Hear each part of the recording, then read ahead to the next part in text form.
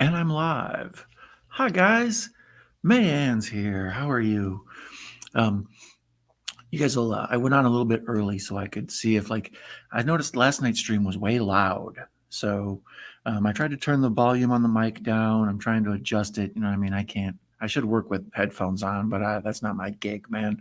So, anyways, if it's super loud, let me know. We can work with it. We can work with it. We got 2 minutes early. Um, so, man, horror cat dad, my boy Larry. I love my boy Larry. Jamie Hart, the current horror YouTuber of the month, horror tuber. I was it, and I never really knew what to call it. So, congratulations, once again, Queen, and the Mayanne, the previous Queen. Yes. Um, my boy horror cat dad, the current uh, YouTube Entertainer of the Month. Sorry, my brain's, you know me, I'm dumb as hell. The current YouTube Entertainer of the Month, which I am also nominated for next month. So it's like the Marvel Universe we're building here. Um, who else did I see here? I saw Interweb Kaiju Casey. You're the coolest dude, man. You're my most underrated YouTuber. You're the man. Everybody needs to follow Casey. Russell, you cool mug. Man, Russell, my man. Brian Masks. Brian Masks is new. I met Brian today. He's cool as hell. He's if you guys probably don't follow him since he was new to me, maybe he's new to you too. But he's into the Halloween masks and the different check him out. You know what I'm talking about. It's Brian Masks. It's self-explanatory. Um, there he is. Yeah, how's it going? Welcome, Brian. Welcome. Yes, welcome. So Mayanne says it's great. Thank you. See, Mayanne's an awesome moderator. It's nice to have her here. So yeah, last night, speaking of Mayanne, we did a test run of this to see if how the internet would work. When I first moved into this small hotel, some gamers came that same weekend, and I tried to do a stream, and they were doing whatever with they're shooting people and whatnot, and it crashed everything. So then sometimes I would walk up and down the hallways, kind of see the room where the server is, or is it going to get fixed? And there would just be people in there like freaking out, like it was a Michael Bay movie. Like there was just scientists in there with data, like we don't know what to do. So eventually some cable person came and fixed the internet for the whole hotel. So I jumped the gun on how soon I'd be able to stream, but we're back in live. And last night when we were doing this to make sure it worked, we talked about Gremlins because it was on one of the BBC America, I think, while we were flipping channels. So I thought tonight we would watch Gremlins and talk about it because it's just a classic Christmas movie, but it's a classic movie, right? It's one of the best. So let me see what else is going on in the chat here. I've been missing a bunch of it. Man's welcome, Brian. Oh, here's Anthony Chabot. Hello, my friend. Nice to see you. Anthony's still working on his memoirs. Well, I know you were working on them last night. I didn't expect you to finish them today, but I like that you plugging away. Like if you give up, that's not, you got to keep going, brother. I'm curious to see about those memoirs. John Steele resleeved. Just well, thank you, John Steele. It's nice to have you here. I'm not totally didn't know you were going to be dropping by. It's a pleasure to have you. Yes, I did decorate my hotel room. Yeah, man, I didn't know what to do as far as Christmas, right? Like, it's totally like in those action movies where the action movie's going on, but then Christmas is always kind of just going on in the background. So with the bouncing around and stuff, Christmas disappeared. So I kind of had to make like this little pseudo Christmas. So, and on top of that, I miss being in the old place with all the movies and stuff. So, I thought let's spruce it up a little, right? Oops, I lost my place on the Fire Stick kicked me out. I hooked it up today. I got it hooked up through the hotel internet. So the tech work for my dumb ass on all of this of like trying to set up everything. It's amazing that I'm just not sitting here with steam coming out of my stupid brain. Jamie votes for me. Thank you for those of you who want to vote. You can go to my friend the Horror Cat Dad's channel. There he is right there. And you can go to his channel right now and check him out and subscribe first. The video won't work if you don't subscribe. At least I think that's how it works. So you go to his channel and you check out his nomination for the YouTube Entertainer of the Month. Um, so yeah, there's folks coming in here. They're all, oh, it's nice to see these folks getting along. Hey, Spicoli's here. Spicy 4K. That's my guy. Where's he at? Yeah, see, everybody's agreeing that Brian looks like he's definitely somebody that you need to be checking out. Brian's Masks. So let's see here. Mr. Chabot. You still got that a boy. I like you going. That's my man. Let's see here. Hello, Texas. Nice to see you, Texas. Oh, I saw you earlier. Oh my goodness, what stream were you on? Sean Blue Digital and Juno. I'm sorry. They were watching Fire. That's how fried my stupid brain is, man. What was it? I totally draw a blank. Somebody put in the comments there. I watched like 5 minutes of it while I was setting this damn thing up. Oh, Bad Santa. I knew it would come to me. My brain's fried, man. Let's see here. Oh, hell no. Popping the popcorn. I miss you so much. I'm so glad that you're here, Katie. For those of you who don't follow my friend Popping the Popcorn, that is like one of my best friends in this whole website. Like, she's like a sweetheart. She's so super encouraging. Like, she was messaging me the whole time I was kind of MIA and I didn't have internet access. I was living on the mobile data for a while, right? Like, you only get so much, and I never really use it because I connect my phone to the Wi-Fi router and I always use that. So I have the low data plan. So while I was out and about, I was saving it for GPS. And like, if you use the apps for hotels and food, you save hundreds of dollars. Like, stupid McDonald's alone, you save like $5-10 every time. It's amazing. So yeah, downloading apps and all that. I was saving all the data for that crap until I got settled. And that's what all this is now with these test runs of their internet capabilities here. Can I run my master plan out of this room? So Katie, no, you're one of the ones out of everybody who kept checking on me and make sure I was okay. So you are a sweetheart. I'm glad to see you here. Let's see here. Mr. Chabot just watched the Christmas Chronicles today. That's the Kurt Russell, Goldie Hawn Christmas hymn. He's by far the most handsome Santa, right? Like, unless you're into bears or whatever, like he's by far like the. I don't know. Isn't John Travolta Santa now? Maybe somebody's into him. So Brian, I remember seeing Gremlins at the movie theater when it came out. Yeah, it's one of my favorites. I saw it in the theater as well. Thanks for getting me back on task. I got sidetracked from trying to get my Fire Stick started. I'm going to be watching it tonight on Max, formerly HBO Max. There we go. Open it up. Come on. There we go. So if any of you have that, you can watch it there. Most people have the physical media of it. I had probably the DVD and the Blu-ray both in the box back in my storage shed in Kenosha. Shout out to Home Alone, the Kenosha Kickers. So right now we're going to have to watch it streaming, but normally I'd prefer you watch it on a nice Blu-ray copy or whatever. But let me, I've got it brought up here. Why does it say I've also had it partly on? Okay.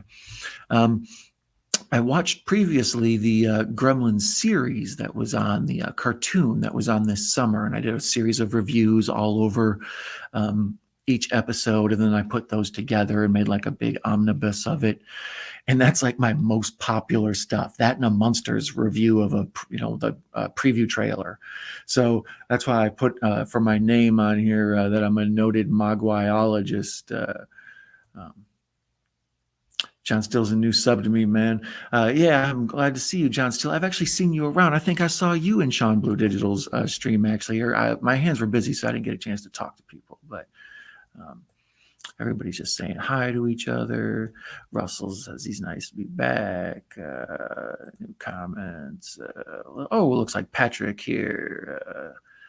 Let's see here. Oh, wow, I missed a bunch of comments. So, Bad Santa, so much fun. Toombs, hello, sir. Nice to meet you. Nice to meet you.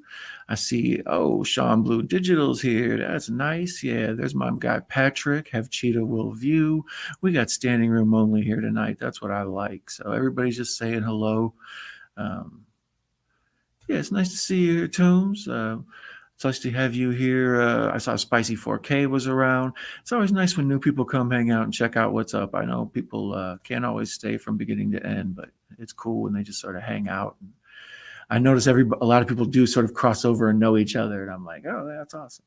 Oh, that's right. Let me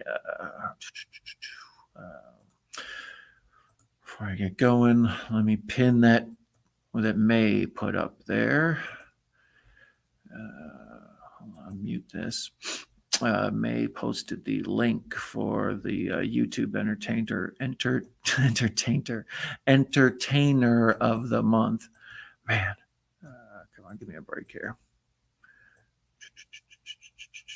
There it is. Post this.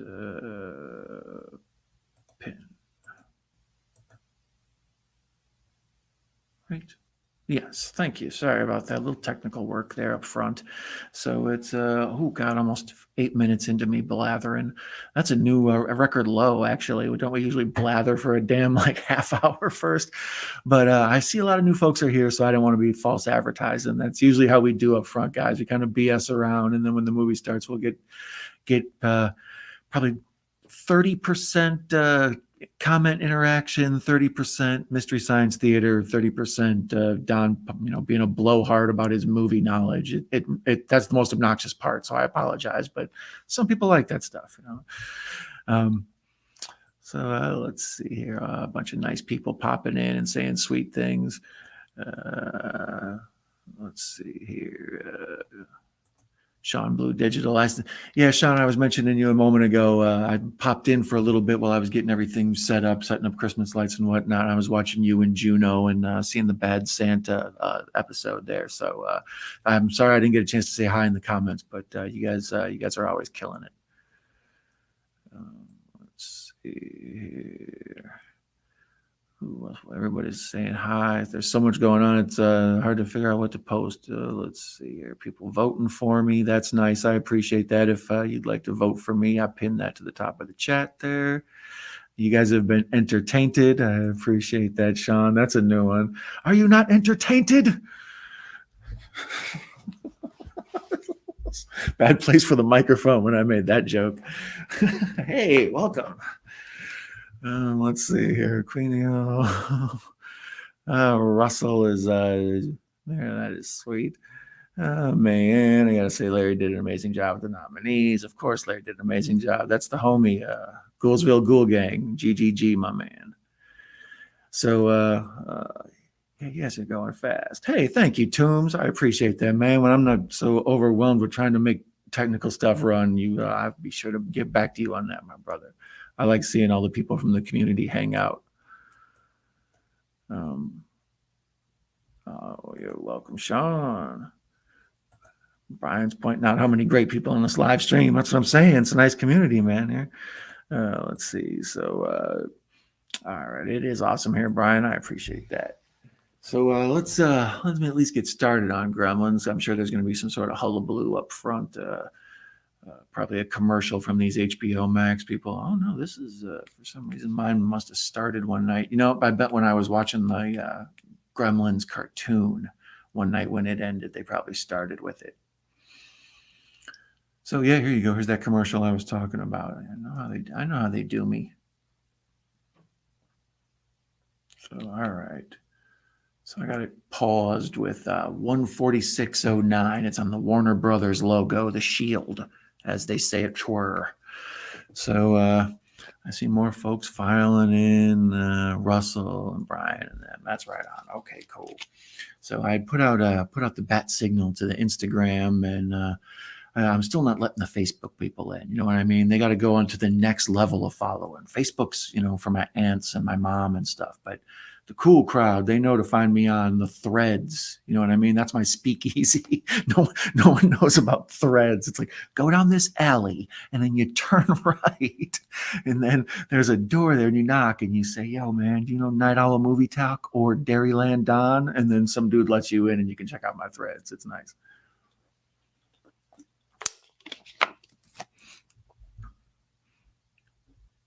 I'm going to go join in for this when we're watching the movie.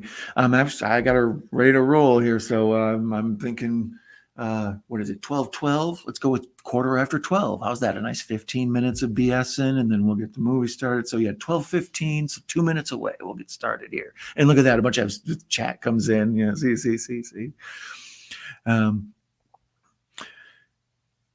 Yep. Have Cheetah Will Travel. Patrick is also on Threads.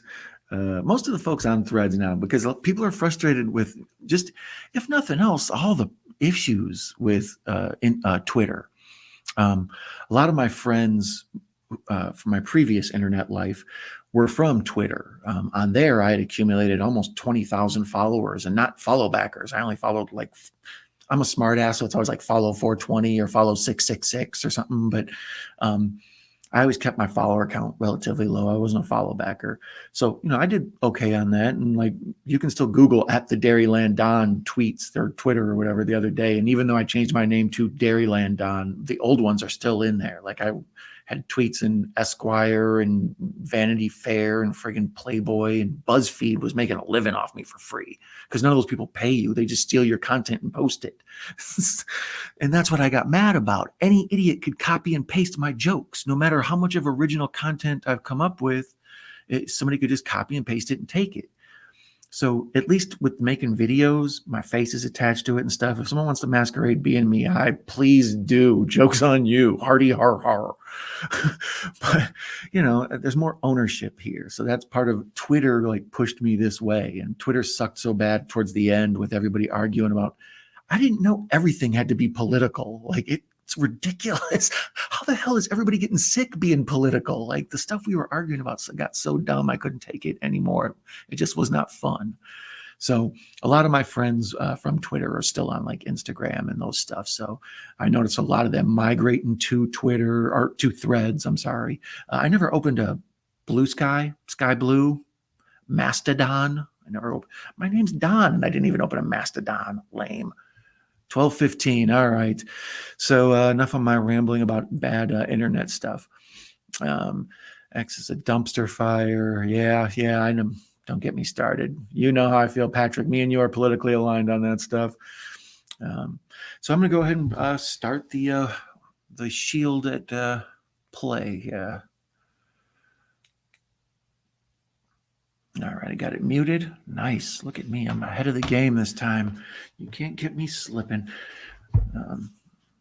Let me see here. Sorry to leave that up.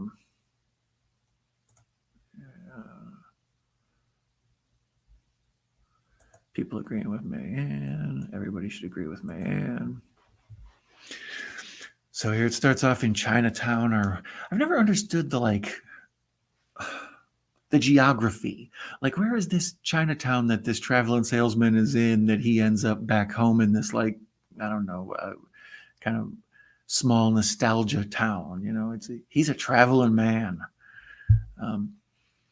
I also wanted to watch this, like I said, because I had watched all those cartoons, The Secrets of the Mogwai. They're also available on Max. They're good. I like them. I thought they'd be kind of Scooby-Doo-ish, but it's a story arc, which is strange. Like, it's not episodic. You got to watch all 10 episodes, like binge them. It's weird. But they're well done. If you enjoy this whole story and know, like, the old man in the shop here that they kind of have steal the gremlin from. It's about him as a little boy. So it's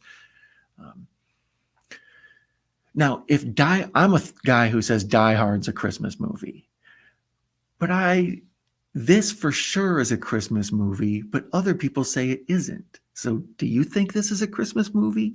Like, I think it's clearly about Christmas movie. I think it has like undertones of like consumerism and all sorts of stuff in it. So like, if you're one of those, Die Hard isn't a Christmas movie, you're probably this isn't a Christmas movie, right? So let me know in the comments, or the chatter. The chatter is going crazy. It's so nice to have you out here. 15 people watching. Be sure to hit that like and subscribe, bro. Look at me. I'm like a pro. So yeah, here he is, Randall Peltzer. He's got the Peltzer bathroom buddy, which is funny because there used to be this dude, Ron Popeil, who was on like all the late night things, and he was known for like making a pocket fisherman, and he had like a shave buddy like this and stuff. So this is sort of a takeoff on Ron Popeil, Randall Peltzer.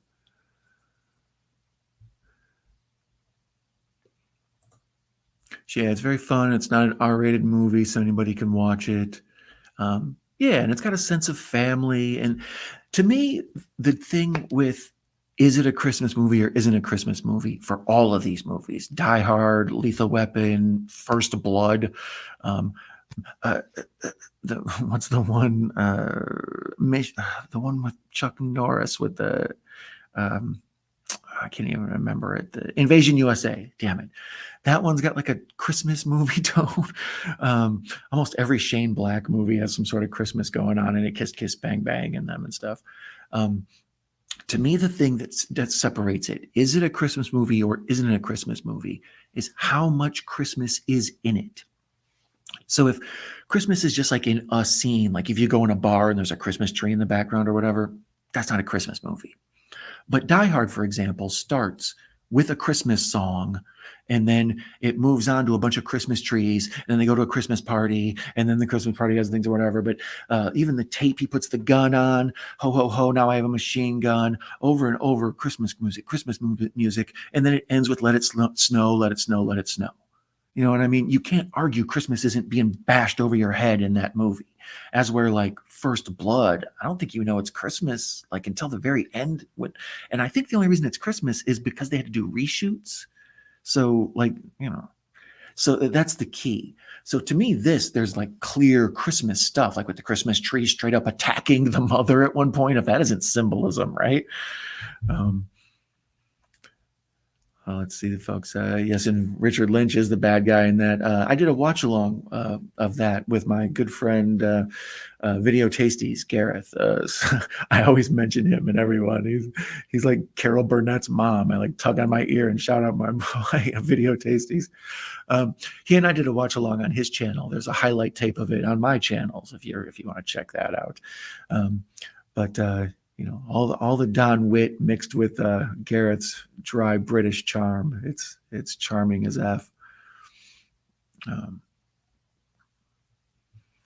John's in Rogue Island. These guys love the film. These guys love the film. Exactly. So Randall Peltzer just procured the Mogwai from the little kid who had no business selling it, but they kind of show maybe they're hurting for money and the kid wants it or something. But one of the things in the cartoon I don't dig is they say the Gizmo in the cartoon from like 80 years earlier is the same Gizmo. And his name is Gizmo back then too. And I hated that about the cartoon because it's like, yeah, the inventor would name the Mogwai Gizmo. It's, like if he's going to name the pet, he's going to name it something he's into, right? Like we all do that. My parents let me name the dog and it was named Tyler Durden. So I like the idea that the dad named the Mogwai Gizmo. So when you find out his name's been Gizmo for like hundreds of years in the cartoon, it annoyed me. It was a bummer. I'm so frustrated, man. My man Russell has a Chuck Norris playlist. God bless you. Let's see here. Russell loves the film. Yes, he loves the film. John Steele says Die Hard is a Christmas film. Then so is Lethal Weapon. Well, that's the thing with Lethal Weapon. I haven't rewatched it enough to verify, but I do think it is all throughout the movie. Like, doesn't he have a scene where they get in a fight in a Christmas tree lot? And then like a couple of different scenes, there are Christmas lights. Like if it only turns up once or twice, it's just some charm of a scene. Like basically some director of photography wanted the lighting to look better, But if it's all throughout the movie, then it's kind of a theme. Like right now they're buying Christmas trees in this. We're going to get hit over and over again. But, if you just see some little whatever, So, yeah, I think maybe there is a certain Christmas movie aspect to it. I don't know. The soundtrack is what throws me off, though. Like Die Hard, like I say, over and over has Christmas music. When I think of Lethal Weapon, I think of that saxophone score, right?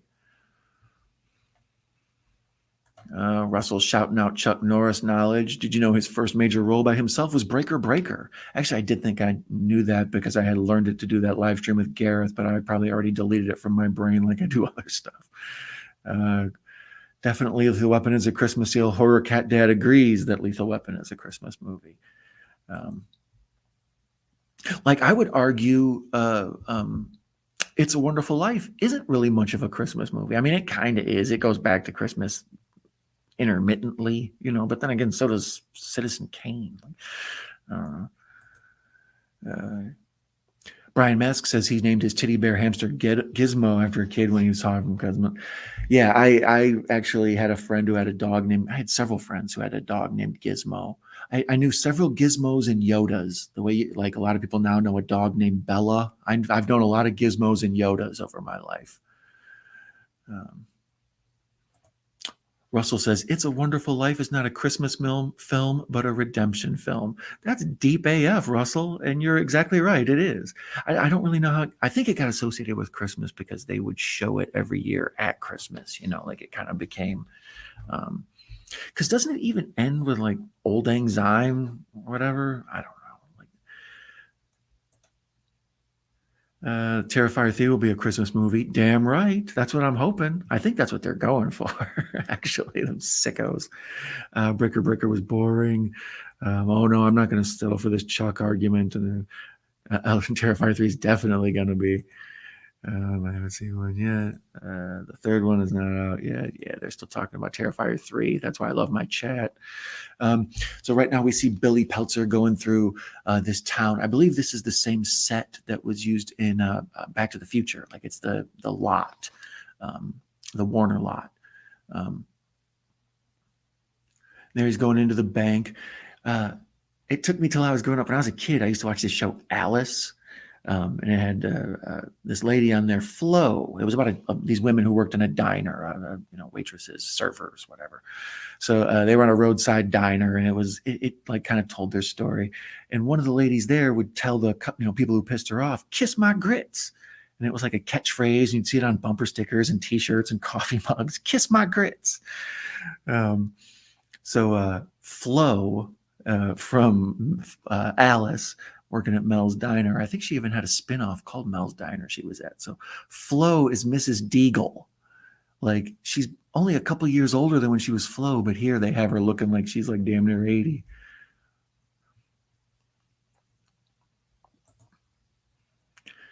Gizmo is voiced by Howie Mandel. That is a good pull. Thank you, Russell. Yeah, once you hear that, it almost kind of ruins it because then you can hear the Howie Mandel voice and all of it. Here comes Mrs. Deagle. Kiss my grits. Alice, kiss my grits. Yeah. Brian Masks knows. Yeah, Mel's Diner. You guys get me. Yeah, that blew my mind that this is the same lady. Like when I was a kid, I never knew it. She's just the mean old kind of half bitch from, who's trying to kill the dog or whatever. Like good Burger King product placement. But yeah, when she goes flying out the window, it's like that's one of the more brutal deaths in movie history. Like the Gremlins just laughing their asses off. Deagle. Actually, here's the lady's explaining. Me and my children are going to be homeless, and she's like, "So." You got her like the Emperor from Return of the Jedi. The Gremlins theme song never leaves your head once you hear it. Exactly, Spicoli. Good call. Vic Tayback was Mel. Exactly. Stow it, dingy. You knew you were old. Yes, Vic. Everybody's happy. The history of Alice is not lost, kids. I don't know. There was a lot of shows about that in the 80s. Like people act like they're being all progressive now, but when I was a child, it was like the Jeffersons and Sanford and Son and Chico and the Man and all these movies like One Day at a Time, Alice, like all these like progressive shows that what do you call it? Too Close for Comfort, basically just had like an openly gay dude. It was weird. It wasn't openly gay, but use your damn brain. So all that stuff was kind of interesting. I'm sorry, I'm distracted. Mrs. Deagle's on with the bitch face. Man, she's mean. You need to be like in a Snow White tale. Let's get back to the chat. Ellen Burstyn from Exorcist was the original Alice. Yeah. What was that? the movie, right? I don't think I saw the movie. I saw it once when I was a kid, and I was mad that it wasn't the show, because you connect with the characters on the show if you see it first. So here, Mrs. Deagle's getting eaten up by the dog. Shout out to Judge Reinhold. That's why you can never let me be president. I would nominate Judge Reinhold to the Supreme Court like that.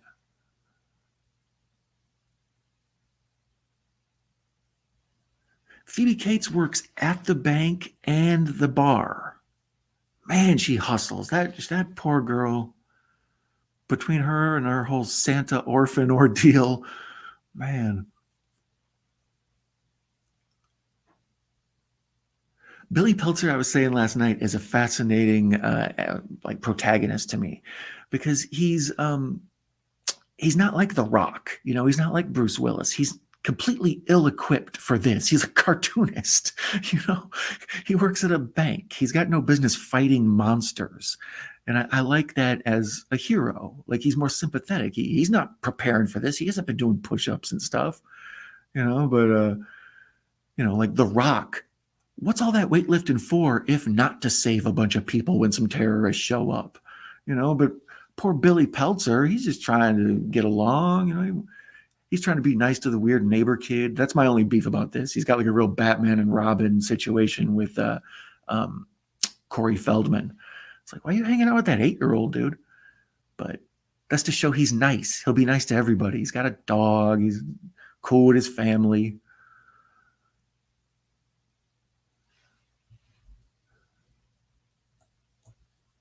Sorry about that. I didn't mean to hit y'all with the overabundance of Ellen Burstyn knowledge there.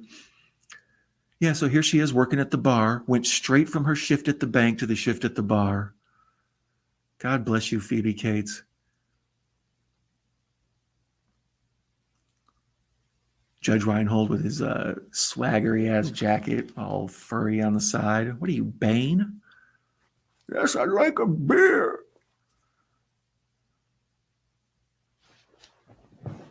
Sorry, invading my own personal space on the microphone there. Earlier, Brian was talking about the first time he saw this movie. I saw it, in 1984 in the theater. Gizmo attracted me to it. Man, that thing was the cutest thing I'd ever seen when I was a little kid. I was like, It's a Wonderful Life playing on the TV. We were just talking about it. Merry Christmas, movie house. Gizmo was the most adorable thing I'd ever seen. I was like, I want to see the movie with the living teddy bear. That looks so cute and cool. And even now, that animatronic or puppet or however they, totally, I think it's a bunch of things, but it's so good. It stands up to this day.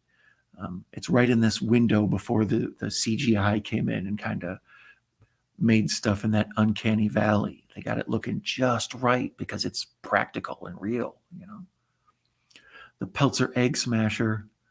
Randall Peltzer's a go-getter. There's no pie he doesn't have his finger in.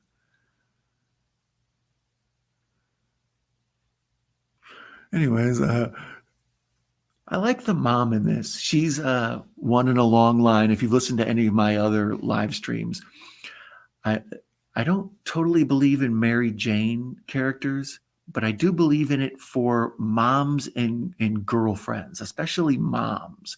Like, they don't want moms to ever look not sympathetic. So they always make them kind of almost as perfect can be. Like their moms either have to be a monster that made a monster, or they're like, give her a break. She's trying as hard as she can, man. And she's another in a long line of these like almost sainthooded mothers, So, I saw this in the theater. It was a full theater. This was a huge hit when it came out. And it had such a weird tone. I didn't totally know it was going to be a scary movie, but I was well accustomed to scary movies by the time I saw this. I was still prepubescent, He wrapped the gizmo, and then dude shakes it. I always forget I always want to say it's Joe Don Baker, but it's not. It's the other one. It's Hoyt Axton. I always want to say the dad is Joe Don Baker, but it's Hoyt Axton. That is a well-trained movie dog. Man, he must make a lot of money out there being a traveling salesman if he's supporting this house. When's the last, or do any of you in the chat remember the first time you saw this movie? If it was when you were a little kid, did it stay with you your whole life? If you watched it a bunch, this is one I've seen so many times. I've owned it on VHS, DVD, Blu-ray. I never upgraded to a 4K, but yeah, this is great. This is the part where Billy Peltzer is opening up. Sorry, I 127.57 on the counter. That's what I hate about Max. They don't show you the where you're at counter. They show you like how much is left. Strange fact I noticed, this movie's an hour and 47 and Gremlins 2 is an hour and 47. So I don't know how they timed that out same perfect, but yeah, so there's an hour and 27 and a half left in this. It's the part where he's opening up the Mogwai, and it's like the perfect reveal where they take their time, and then it's slow and slow, so you don't get a total good look at it. It's really good filmmaking. Isn't Howie Mandel a germaphobe? Yes, he is a germaphobe. He also put a rubber glove on his head and blew it up and made a weird like chicken head kind of thing. I was a little. Oh, Echo Ciro is here. Nice to see you, buddy. Yeah, Echo said he was a little sweet angel when he saw it. That's the thing with Gremlins. It's kind of a scary movie. Like it can legitimately give you nightmares. There's a lot of like horror elements in it. That's another question. Do you consider this a horror movie then? Like, some people call this a family movie. I'm like, I guess, but I mean, a lot of fantasy elements have this scary stuff going on there, right? Man, is Zach Galligan doe-eyed. Like, he's just a simpleton of a protagonist. He, like, his eyes are just so glazed over and confused half the time. Like, he's like a reluctant hero. Texas saw this in the theater when it was originally released when you were 19. Yeah, I was still yeah, like I say, before age 12. I don't remember exactly how old I was. Echo says it's a family horror movie. Echo, you got here for the conversation late. Do you think it's a Christmas movie? We're trying to peg these things down. That's one of the things I've brought up before. I don't think you can put movies in genres because so many movies have so many different genres to them. Is Blazing Saddles a comedy or is it a Western? Because you can argue it's both if you want to file it in some category. I mean, to me, it's a comedy, but then when you put it in comedies, is it a parody? Russell says he was 28 when he first saw this movie. Here's the part where Gizmo has the Christmas hat on, which is another Christmas beat. How many Christmas beats are we got? He's got the Christmas hat on, and he's playing the little tiny keyboard, and he looks like a little miniature Ray Charles. It's adorable. Russell says he was 28 when he first saw it. John Steele was 11. Yeah, I think I was 10. I don't remember the exact. I might have been 9. Echo hasn't seen it in his sweet whole life. Cool job. It's a Christmas movie. It takes spring Christmas. It's a Christmas movie. Echo has dropped the hammer on the is it or isn't it a Christmas movie debate. So here's the part where Gizmo got flashed by the mirror and he banged his head and he's got this like hurt face. Like, man, I thought you were in charge of me and you got me hurt, you jerk. Like it makes you feel like sympathy. Here it's clearly a puppet. You can see where the hand is up going. That was, hi guys. You can see where the hand goes up through the countertop there. Brian Mask. It's funny, Don. My mom took Jesus. Take 2. It's funny, Don. My mom took my sister and I to the movie theater to see Gremlins. When the movie takes a bit of a turn, it did start to feel like an R-rated horror movie. My mom started freaking out. Like the part when she puts it in the microwave and it explodes. And I mean, just a variety of scenes are really kind of hardcore. When she's attacked by that Christmas tree, that's as scary that's as scary as Michael Myers attacking Dee Wallace and Rob Zombie's Halloween.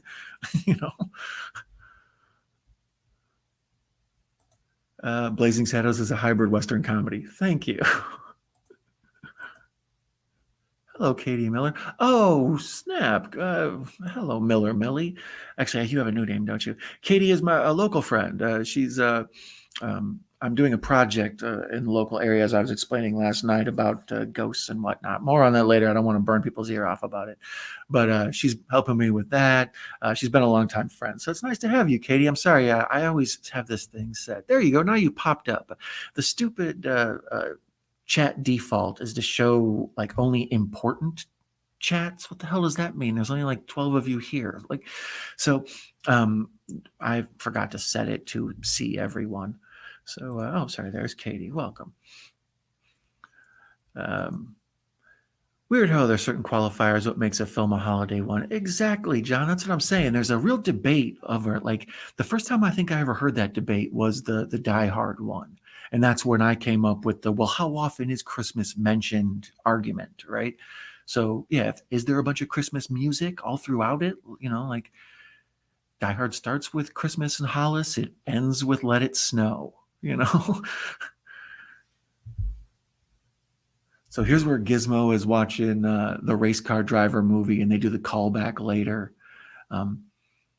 I was trying to remember, is the line he says the same line from Beck, Loser? Where he was like, I'm a driver, I'm a winner. But then there's the marketing tie-in later on where Barbie, he drives the Barbie dream car. Okay, there he's clearly a puppet. You can see where the hand is going through the pillow. So now I'm on Gizmo Watch. Is it a puppet or is it an animatronic? Let's see here. Gremlins is a Christmas movie that was released in the summer. Oh, but I think Die Hard was released in the summer as well, so that would be that argument. But then again, Rob Zombie's Halloween, didn't that come out like in September? I don't know. These arguments are. Oh no! So now the debate's going. Oh boy, Mongo loves Sheriff Bart. I remember when watching Gremlins when it was during the summertime. Yep. But if you think about it, that's a smart way to do it. Because if you're going to put this movie out, you want your Gremlins toys to be made by Christmas. So if you put it out by the summer, you can get the toys made to get it out for Christmas. Prime says he thinks it was in July. So see, if it was in July, that's what I'm saying. I don't know. It might have been 9, might have been 10. I don't know. Gizmo is so cute. I concur. This is the part where Corey Feldman shows up. And then now here Gizmo looks to be maybe a puppet. Yeah, no, this is an animatronic. That's clearly an animatronic because he's doing kind of the same robotic movements. And then stupid Corey Feldman knocks the water on him, and we see Gizmo go through this like horrible, like he just looks like he's being assaulted while it's happening. He's in so much pain, and you can see on his face, he's like, "No, please stop!" And then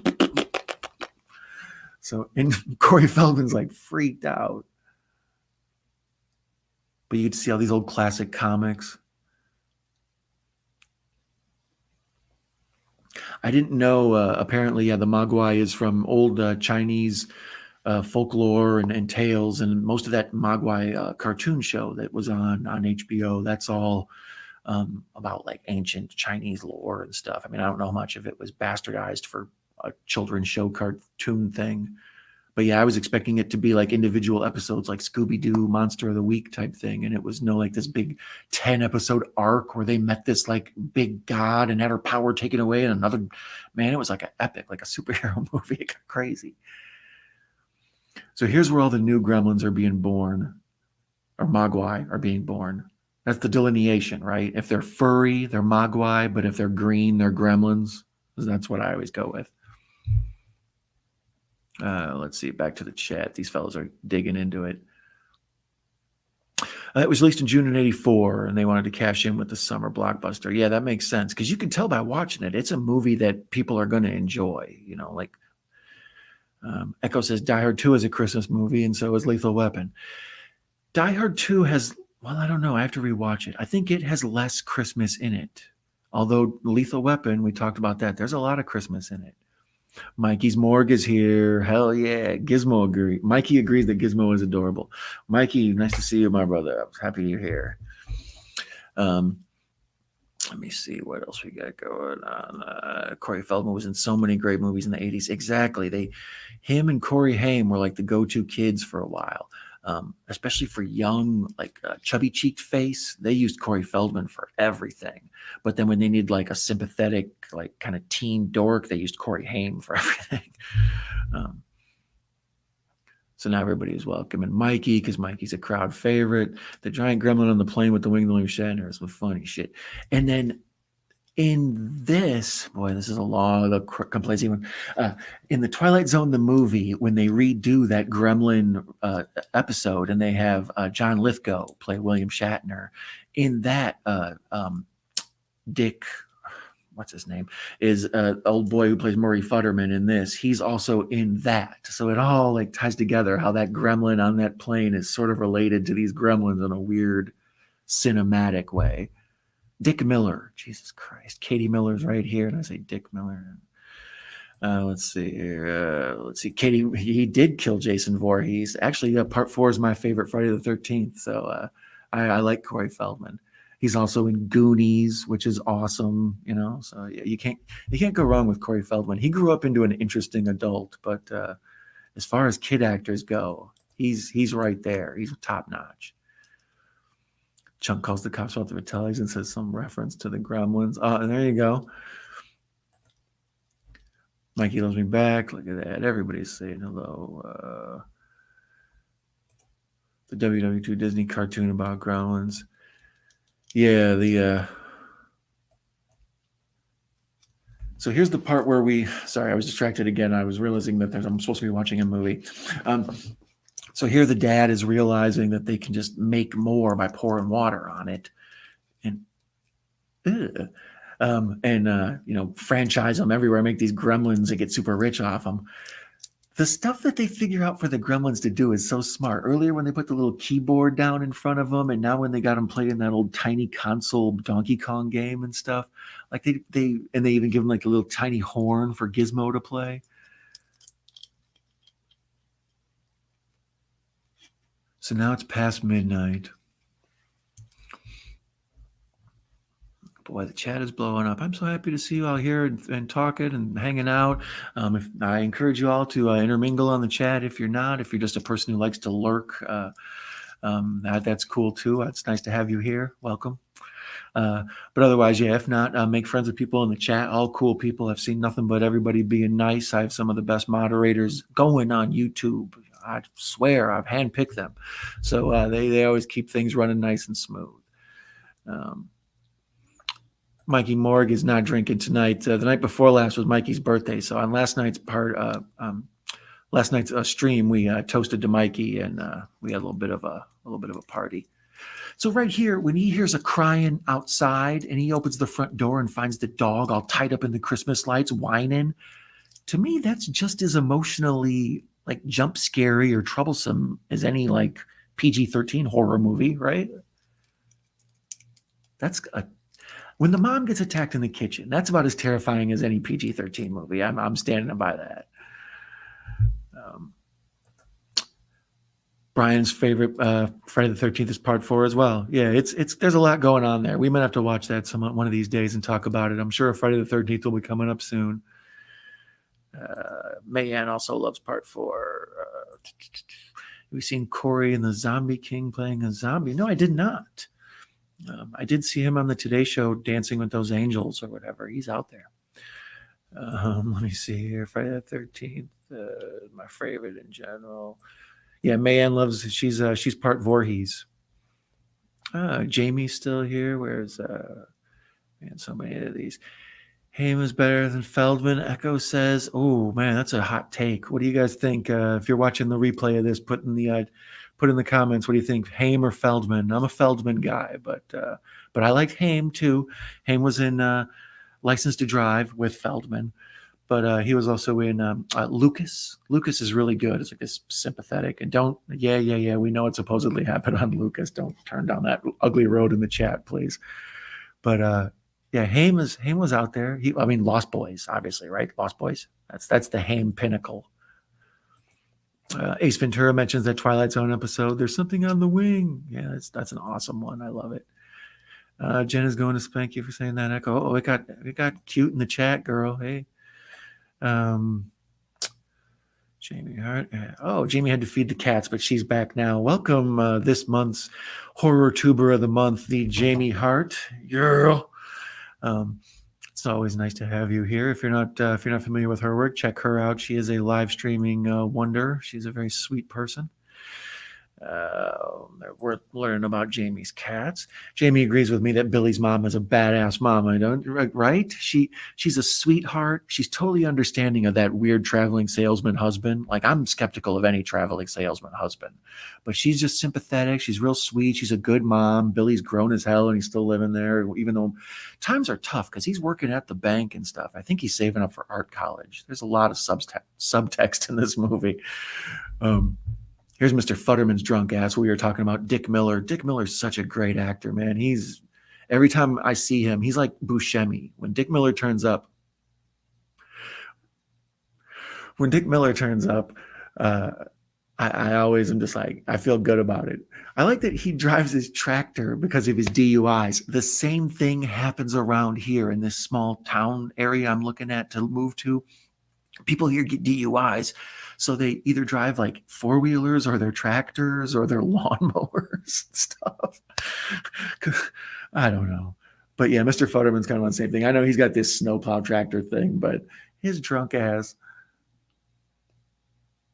his whole soliloquy about the Gremlins and World War II and all this, like, I think that's one of the other things that's kind of in this movie that a lot of people don't talk about is just the strange relation to the anger at Asian culture or something that goes on in this. I don't know. It's hard to explain all that. John Steele says the old woman automated the chairs come. Oh, yes. I love that when Mrs. Deagle goes out the window. There's an awesome joke in there. I'm trying to pay attention for it this time when it comes up. When Mrs. Deagle goes shooting out the window, right here it is. They're Christmas caroling. So I think it's coming up right here. But when Mrs. Deagle goes shooting out the window, you can see her office hours for Deagle Realty, I think it is.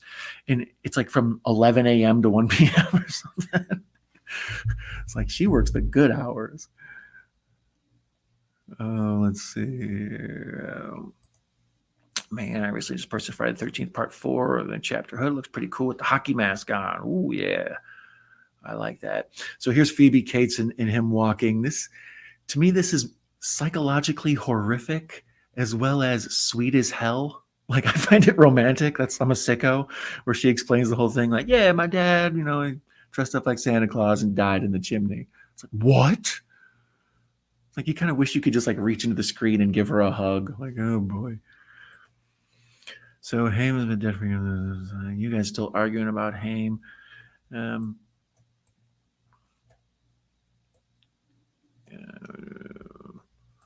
Mikey says after Part 5 is his favorite. Part 5 is your favorite? Mikey always takes controversial takes. I like that about him. He's the Skip Bayless of movies.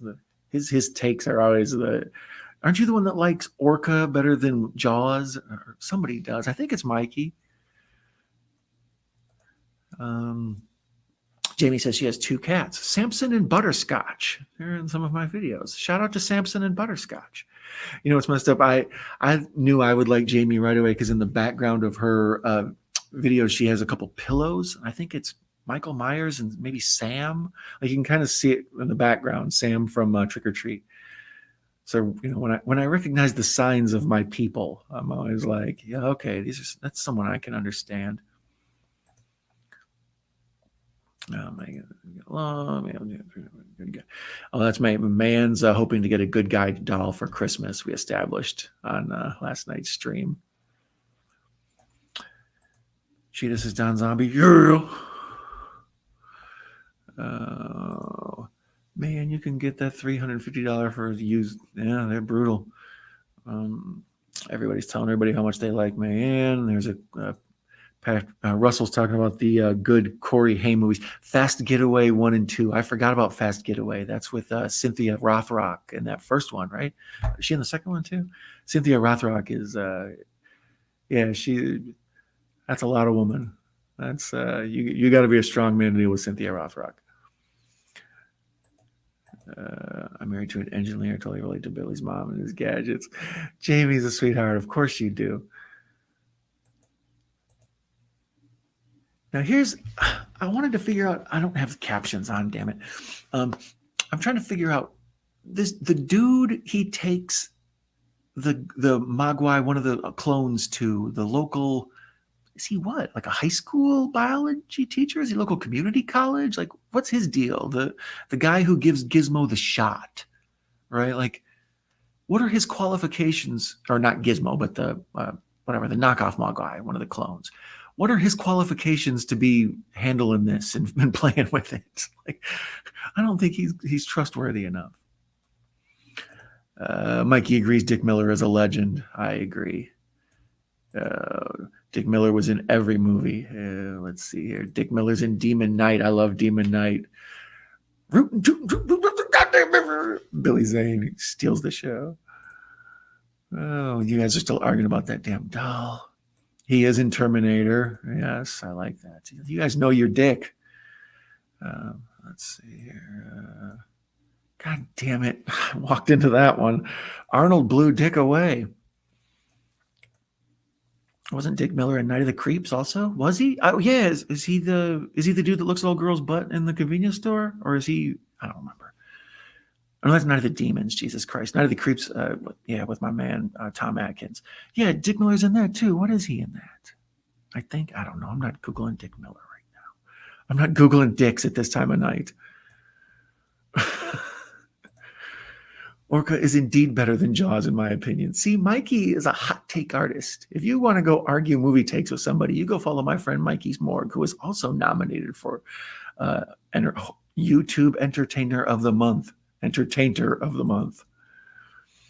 I couldn't get into Orca. It was the one night over here. Yep. See, I don't know. That's why I said Orca is all right, but is it better than Jaws? I don't know, Mikey. Dick Miller had a small role in a mob film, St. Valentine Massacre.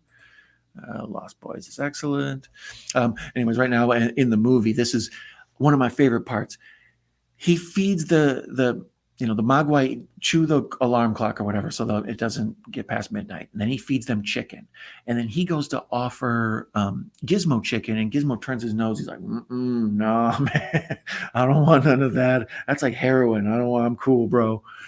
So he says no because he's got self-restraint, but all the rest of them, they get buck wild in here. So yeah, we see it's 2:10 in the morning, and it's 5-1 here while we're watching this live. East Troy, Wisconsin time. Broadcasting to you live from the fabulous Quality Inn Suites in East Troy, Wisconsin. I got tongue-tied trying to be a bad broadcaster. Part 5 was the first Friday I saw in the theater. It remains one of the best I've ever seen in the theater. Part 5 is, it's a different type of Friday because of all of it. I don't want to ruin it for people who haven't seen it, but if you haven't seen it yet, you need to get on it. Everybody's kind of agreeing with Jamie. Yes, Cynthia Rothrock does have that sick overhead reverse kick. There's a lot going on with Cynthia Rothrock. She's got a real Rhea Ripley thing going on. Sworn to Justice. It was Halloween night after I went to Haunted House for the first time, so it was a memorable night. Nice. Let's see here. Dick Miller was Walt in Night of the Creeps. Thank you. So now the Mogwai are gestated into their gremlin form, and the mom has kind of discovered them. Saint Perfect Mom. Cynthia can still hit that scorpion kick. I believe my friend a Video Tasties has had Cynthia Rothrock on, or he's trying to get her on, I believe. Make a joke about trying to get her off if you want. It's late. She's a badass. Entertainer is correct. Yeah, we're making new puns. We're inventing new things. I see 13 of you are watching. That is so sweet of you. If you haven't yet liked or subscribed and followed everyone in the chat and then gone around you and given everyone a hug and wish them Merry Christmas and Happy Holidays, do that, please. So here Billy is a bit of a dullard. I always empathize with these simpletons in movies. Once he realizes, oh no, they chopped away at the cord and some bad stuff is about to happen. So Billy picked up Corey Feldman to go down to the local junior high or whatever this dude, the biologist, is. Like, why is he there? That's why it makes me think he's not qualified. You know, if this was like a local junior college or something, why is Corey Feldman there? I don't know. Corey Feldman was in Friday the 13th. He gets around. Next time someone puts on my besties night competition, I'm quitting. Yeah. Well, if truth be told, I encourage everyone to vote for my friend Matt Pugwall314. Then I encourage you to vote for Mikey's Morgue.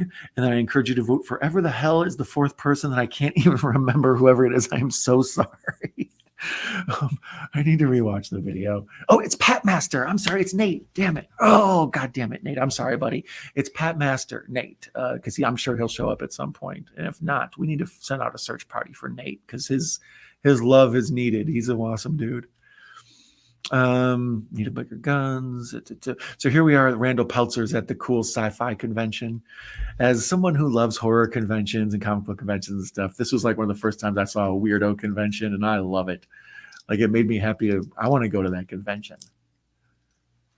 When the robot, Robbie the robot, goes running by. John Steele 155 here in the East. Yeah, this is actually a specialty stream for Mayan. I'm a late night guy. Like, I'll probably still be up till like 4 a.m. I thought about watching Gremlins 2 after this and doing a double feature, but I've already set it up where me and my guy Larry Horror Cat Dad, who was in the chat earlier, I think he had to go to bed. I think he and I are going to watch Gremlins 2 tomorrow. So I have to get up early and watch my Packers, and then I'll probably take a nap. It's very stressful. Mikey's an entertainer. He tries to entertain me. And the reason I say to vote for Matt is because then next month I want Mikey to be our entertainer of the month, and I'm just going to keep being like getting free advertisements and commercials each month until eventually y'all kick me out. With pleasure. I remember seeing Halloween 4 in the theater on opening night. It was a 10 p.m. show, and Michael in the ambulance getting transported with them and the guys. The whole theater was cheering. Yeah, I remember a bunch of horror movies that I saw Jaws 3D in the theater, and people were trying to touch the fish. I remember, like, even as a little kid, like, y'all are dumb as hell. It's like, I'm 8, and I'm a smarter IQ than a bunch of these adults.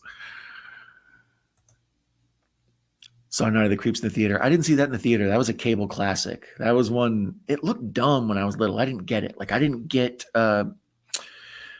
Big Trouble in Little China when I was a kid. Like, I mean, I liked it because it was Kurt Russell and John Carpenter. But now as an adult, you're like, oh, I get it. It's more of a comedy. You know? Got to see things through different eyes at different ages. You know. Gareth did have Cynthia on as a guest. Thank you, Cheetah. I appreciate that. If you're not familiar with my friend Patrick, have Cheetah Will View. He also has many guests on. He's if you're more awake at a reasonable hour, he does his show at like 6 and 7, or probably 8 p.m. Eastern stuff. So he's on more of a reasonable time, and he always has great guests. If you're into like B movies and you're trying to get your pulse on like all these different underground horror and stuff, it's a straight up horror convention at Patrick's channel. So always check it out. I try to pop in there whenever I'm around. I keep weird hours, so to me that's like 10 a.m. But yeah, I definitely recommend Patrick if you're into cool people getting interviewed. He's always good. He's put me on new people. I've met a bunch of cool folks through his channel. Does Phil Dog die in Gremlins? I don't believe so. Yeah, see, he is the junior high teacher because he's his teacher. Because yeah, so he's not even junior high, 6th grade. So he thought the local 6th grade biologist was qualified to put weird injections into the Mogwai. Bad choice, Peltzer. Don't hug my hand, she might stab you. Nicky Cat of the Small Fry Gremlins. He was in the burbs and dazed and confused. Nicky Cat. Who is Nicky Cat? God damn it. Mikey, you mentioned him last night with because we were watching Gremlins then too. Damn it. That's why. He was in the burbs and dazed and confused. I've seen the burbs 100 times too. Why am I not picturing who the hell that is? I'm gonna have to Google Nicky Cat. Oh, actually, I have the Gremlins page open. I bet Nicky Cat's on there. Nope. I think you made that name up. Have you seen Spookies, Jamie? Let's see here right now. This is the part where the whatever the sixth grade teacher is being attacked in the lab by the now freshly turned Mogwai. Yeah, there's this whole backstory if you watch the cartoon about how the Mogwai were by nature mischievous creatures, and they fell into the hands of humans, and humans are careless, and they ended up just it's a parable about like how people just can't treat stuff nice. It's probably connected to Smokey the Bear or something. Yep, Pap and Lady J. Ghoul. Yeah, they're my peeps. I miss them. I hope they pop in some night. May sitting here still with the crown on her head. Same down second, third shift. Yeah, it's a different breed of people. Brian remembers Jaws 3D in the theater. It was cool. Yeah, when I saw Avatar in the theater, I was flashed back to Jaws 3D. It's like that's why I wasn't as impressed as everybody else. Echo's ranking the Romero zombie movies this week. That's a good thing to be talking about. I'm a big Romero guy. Night of the Living Dead was one of the first like scary movies I watched with fear in my heart. The Exorcist, and Halloween, I think, were the first three that I really. The Omen was in there. Like I was way too young to see all those, but that group. Oh, let's see here. Patrick says we have fun for sure. You guys do. You guys have all sorts of cool folks on there. Let me see here. He thinks Feldman's like 52. It could be. Yeah, here's another creepy ass scene with the lighting and the way the projector is on the flashy, the almost strobe light effect. Brian says, "Love your channel." You found him through Cat Dad. Oh, there you go. Yeah, Larry's the man. He and I stumbled onto each other like a mutual friend. I believe my man Mellow Mutant. He used to be Aeonic Mutant. That's why you can see me trying to remember. Mellow Mutant. He's a mutual friend of ours, and he recommended us both at the same time, and we followed each other and became friends. Yeah, he's a cool guy. Larry's good people. Like I say, we're maybe hopefully going to do Gremlins 2 tomorrow night with Larry as my guest. Corey Feldman was in the Burbs. He's one of my favorite parts of the Burbs. I love my neighborhood, man.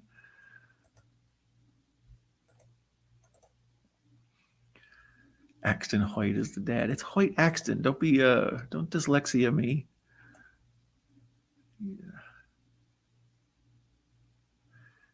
He's the hot rod guy that gets in the fight at a party. I had a cat named Stripes when I was a kid. Is it named after the Bill Murray movie?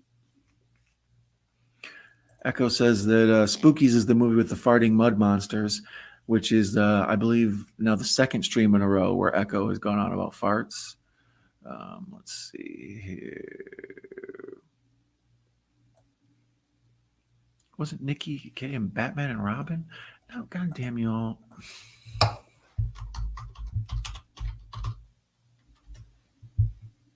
Oh, okay. Yeah. Okay, got you.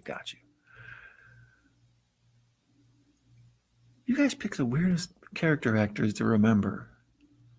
Sometimes I get it, but yeah, I know he's a classic, that dude. As soon as I saw him, it's like, oh, I know him, but yeah, I never knew his name was that.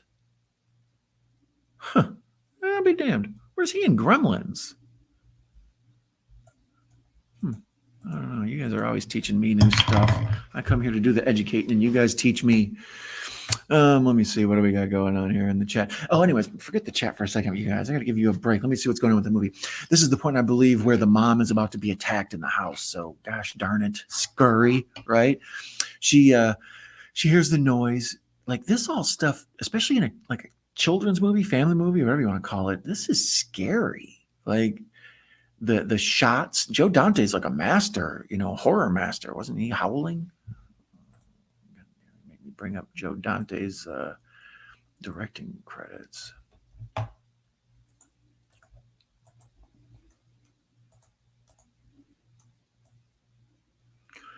The Howling, Inner Space, Gremlins, Small Soldiers.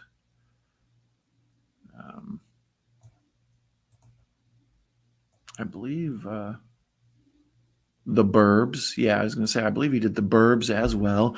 Gremlins 2. I've been talking about this new project I'm working on where like I'm kind of in an area that's surrounded by all these weird local legends and monsters and stuff. And I've been saying it's kind of the Erie, Indiana of Wisconsin. And he directed Erie, Indiana. Amazon Women on the Moon. I love Amazon Women on the Moon. Inner Space. Inner Space is fun. I enjoy it. He did an episode of the Twilight Zone remake in the 80s. He did The Explorers. If you haven't seen The Explorers, that's actually a wild ride. I kind of enjoy that. A lot of good kids movies. I never realized how good Joe Dante was at horror and working with children. Gremlins. He did the Twilight Zone, the movie. The Howling. Rock and Roll High School. Piranha. So he did Matinee. Small Soldiers. One of the episodes of Masters of Horror, episode of the new MacGyver, episode of the new Hawaii Five-0. Hey man, people of Hollywood, put Joe Dante back to work. What's wrong with you guys? You guys, no, I thought I froze. Never mind. Let's see here. We got Larry is a super nice guy. I agree. Sorry, I'm getting distracted. So the mom is now, she's gone into the laundry room and the Mogwai's in the hamper. So she's got the butcher knife and she is playing so terrified. Like her, I love this. He's eating Christmas cookies. Here's another Christmas beat for you. He's eating the gingerbread man. JT Walsh was in it.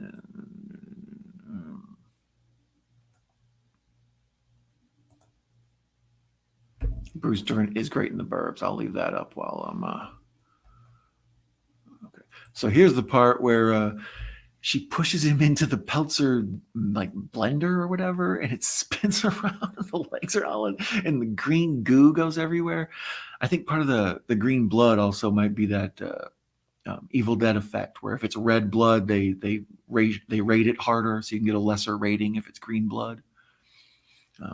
So here's the part where one of the Mogwais is throwing dishes at her, and she's fighting him off with a TV tray and a big butcher knife. And she stabs that thing to death like an angry. She looks like a avenging angel. Oh my goodness, this turned into I spit on your grave. Suck it, bitch. So now another one comes and she sprays it with Pam, and then that's the one that goes in the microwave. I can't believe how quick a gremlin explodes in the microwave. Like it's almost like time lapsed. It takes like less than 2 minutes to explode a gremlin. Oh, it's light in there. Duh. What are you, stupid? Yeah, okay, that's why it's bright in there. So now she grabs 2 butcher's knives. Fuck. So yeah, I love this. At this point, she's become Ripley an Alien. She's just owning everything. Badass in a cardigan. Fuck that. Team Mom. I miss wearing costumes during these live streams so bad.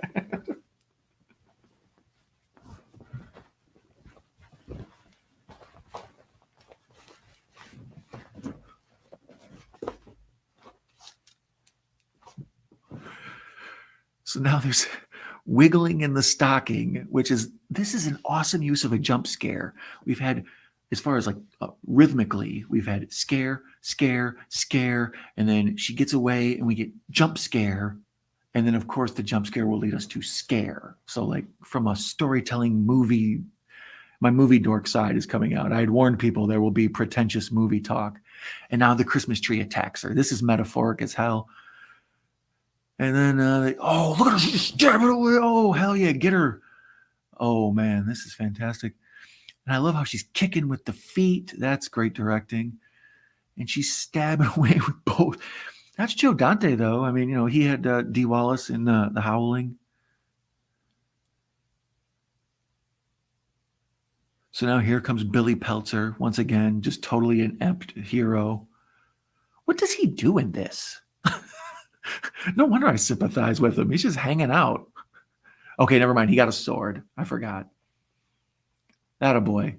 Ooh, and then he chops the gremlin's head off and it goes into the fireplace. And of course, badass Ripley mom. That's dope. I forgot about that scene where the gremlin head is in the fireplace burning like a Yule log. All right, now here's Stripe. Stripe's about to. Stripe blows his nose on the curtains just as an added little FU before he leaves. That's good characterization, you know. We know Stripe is an extra dick. Oh, let's see here. Let's see. Mayan says she's seen this movie before, but she can't remember it much. It's awesome. It's got so much little. It stands up to me is the key reason it's so good. Let's see. It's probably good in a microwave when it came out. Brewster was great in The Burbs. Yes, I agree. Let me see here. I think it was too young. That's why. Explorers get slept on. Such a great film. It's weird. It's like a kind of a more like goth Goonies. Like all the kids in it are like kind of half depressed. Like you kids need to be on proper medication. Saw The Howling when it first comes out on 5 tabs of LSD or Sid, whatever. But oh my goodness. Yeah, that's a way to see that shit. Let's see. Dick Miller was in Piranha too. Yeah, Dick Miller. Dick gets around, man. Dick gets in a lot of stuff. The Howling's my favorite werewolf movie, and Dee Wallace to sign my steelbook, and she wrote, "Bite me." Oh, she's the sweetest, most awesome. I mentioned it on last night's stream, but I'm going to mention it again because it made my week. I wished her a happy birthday this week, and I posted a picture of us at a fan fest. And she messaged me back a sloppy hand heart. I was like, oh, D, yeah. Or she commented back. She was, me and her don't got a private thing going on. That's not anything I'm allowed to talk about. Let's see here. The green blood was wicked. So now they're going out into the town after Stripe. He had a Robbie the Robot when he was a kid. We are besties.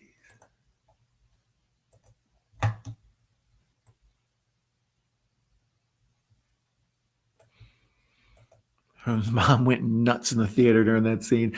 It's traumatic. It's as scary as anything in any horror movie. You know, I mean, she's being attacked in her own home by monsters, and she's fighting them off with monsters and kicking and screaming. And you know what I mean? She has to be rescued. Like which is fucked up. She has to be rescued because she holds her own for like 5 gremlins. I think she could have fought those ones in the trees off. That's the patriarchy for you. God damn it.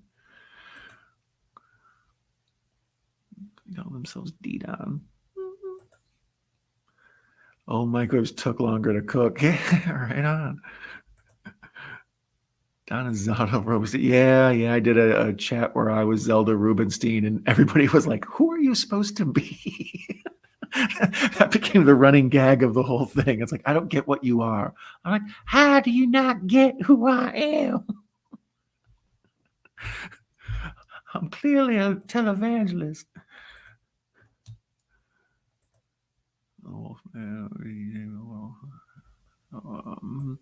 So now this mug jumps in the pool. So we were talking last night about classic pool movies because Night Swim. I've been on this thing since I've been staying in the hotel where I've been sleeping in, or I've been going for night swims. Like I like to swim at like 10 at night and get into the hot tub. Yesterday I swam 20 laps and then I did 20 minutes in the hot tub. I mean, I can't really get a workout in the hotel, so that's my fake workout is trying to get laps in, Rocky 3 style, bro.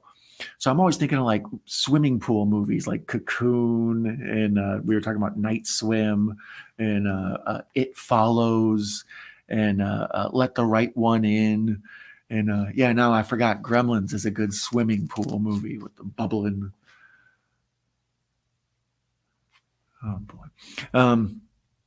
So anyways, Poltergeist is not, and that's a good swimming pool movie. Thank you, Brian. Very appropriate. Let me see how Jamie's like, they were willing to take more risks with PG content back then and everything. Yeah, exactly. I liked all those scary movies. When you look at Jaws and all them, it's like there's so much more I don't know, the stuff that we were shown as kids and we laugh about it now. Like they never show that to kids now. It's like, yeah, they even told us it was fine then. Oh, let's see. Oh boy, so many people popping in. That's awesome. Let's see here. Cheetah says he was watching Forbidden Planet last week, talking about Robbie the robot.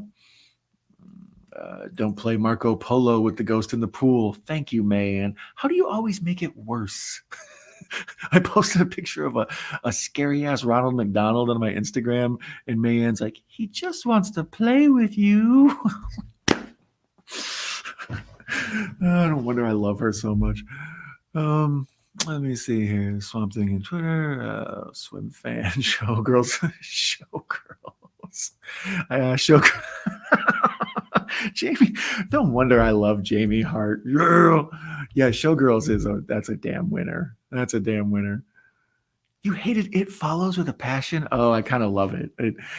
It's about like teen sex and STDs and stuff. It's like it's got like a subtext to it, but it's just so creepy and weird when everybody else can't see the monster that's just like fixated at you and zombily walking towards you.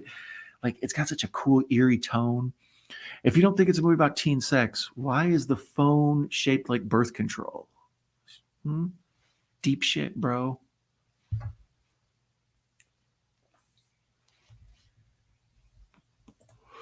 John Steele hated the Babadook is too. Oh, man, you guys are hard on these movies. Are you familiar with the Dogman films? How about The Beast of Bray Road? Have you seen that? That's a terrible. Let me see.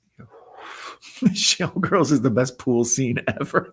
That's why as soon as you said it, I was like, oh my God. I just remember.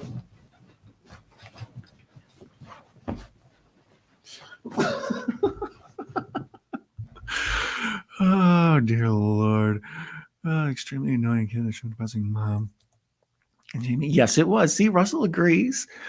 To survive, It Follows. Just give it to me. I wouldn't be able to pass it on. Oh, Mikey's making no sex jokes. So here, Mr. Futterman is getting attacked, and the Gremlins are driving a damn snowplow into his house. Another Christmas beat.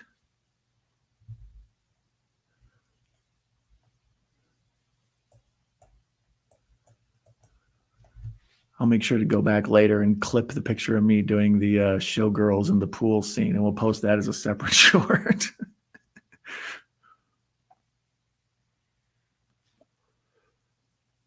So here the priest takes the letters out to the mailbox. Well, I don't know if he's a priest. Okay. He takes the letters out to the mailbox. And the mail comes spitting back out at him. So we've had a child attacked, a mother attacked, a school teacher attacked, now a priest attacked, and then we're about to get an old woman attacked.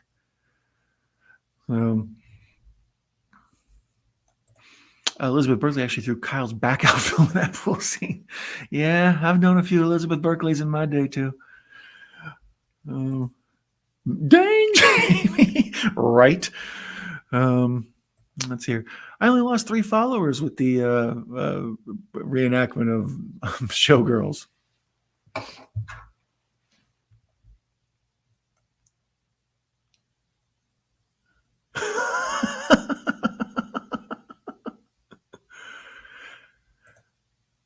I believe that was Kyle MacLachlan, right?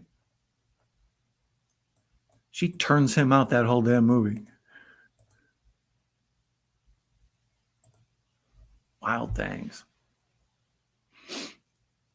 So what do we got here? We are at 1:22 a.m.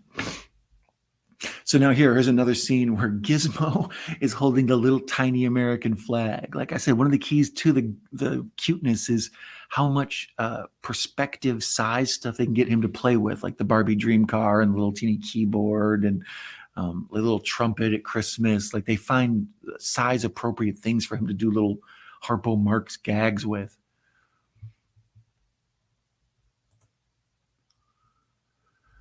Let's see.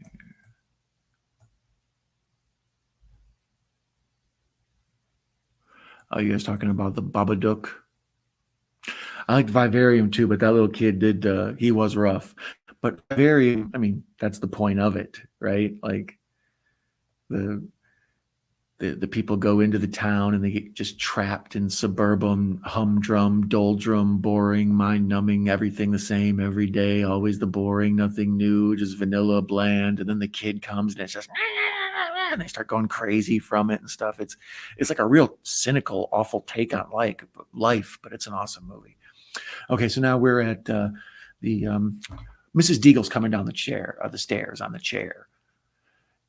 Deagle on the stairs on the chair. That's a good code word. So there's 38 minutes left in the movie. I didn't realize that that was that far into it before she gets attacked. So here we see Mrs. Deagle has been wearing a wig. She doesn't have that naturally dark hair. She's got gray hair. And she's a cat lady. She's got just filled with cats.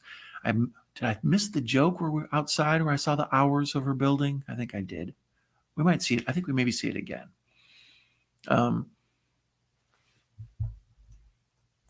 Yeah, it was Kyle MacLachlan who gets his world rocked. My king is coming to assist. You know it, John?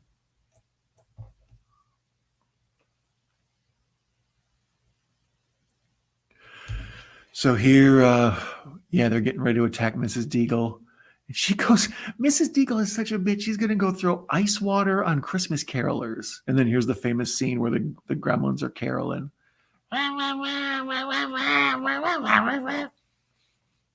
And although totally ill-prepared to, he figures out how to hotwire that chair. I like that she has 2 chain locks on the door. You only need one. You have a bolt for the other one. Man agrees Vivarium is wild. It's way wild. Oh, and then there she goes up the chair. And she's screaming her ass off. And we get terrorized face view. Like, dang. She goes for such distance. Like it'd be funny if she went out the window, but she goes up. Even the cops who are looking at her is like, wow. So now and then this gremlin cuts the brake line on this cop car, and there we see Santa Claus getting attacked. So we've seen teacher, preacher, Santa, old lady, mom, pretty much every element of like emotional attachment you should have to things is what's getting attacked by the gremlins. They're the worst. Do the Caroline. Caroline, I swear this house. Mrs. Deagle flying through the window is amazing. Oh, the caroling again.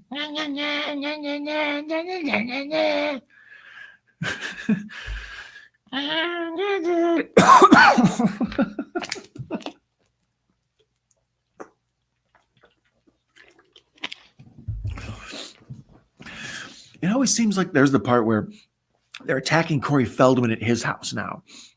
And they're hanging on the Christmas lights outside of his house trying to swing into the window because this movie is just hardcore. So he takes a huge pair of shears and cuts the Christmas lights. I always felt like he should have got electrocuted.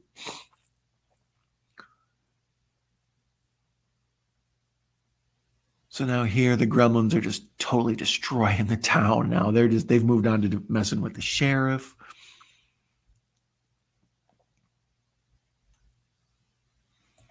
Mm-hmm. He plays Santa every year. Exactly. See, that's one of those lines that's not funny unless you've seen this like 8 times. This is like a Coen Brothers movie. It's like after you've seen it the 15th time, the lines that mean nothing are the best lines. May loves the Gremlins. Hoboken Hollow is a decent horror film with the actor who played Francis in Pee-wee's Big Adventure and played John Wayne Gacy. I know that actor. Yeah, that's another great pool scene I often think of when I'm in the pool. I do the Francis in Pee-wee's Big Adventure. I like act like I'm Godzilla and I splash the water and stuff. Jamie's favorite part is the bar. Yeah, I like the theater and the bar. That's like when this movie is First Blood.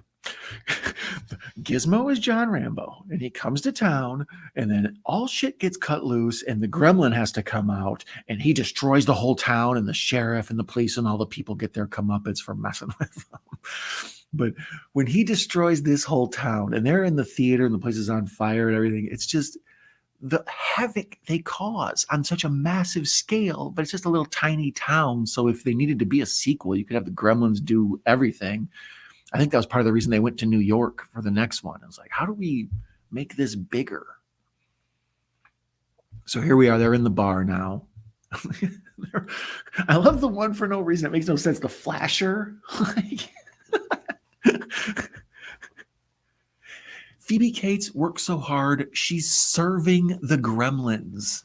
Like, she works at the bank in the morning, and then she gets up and she goes to the afternoon, like a happy hour shift at the bank. And then now she's there the late night shift serving the gremlins cigarettes and lighting their cigarettes and stuff.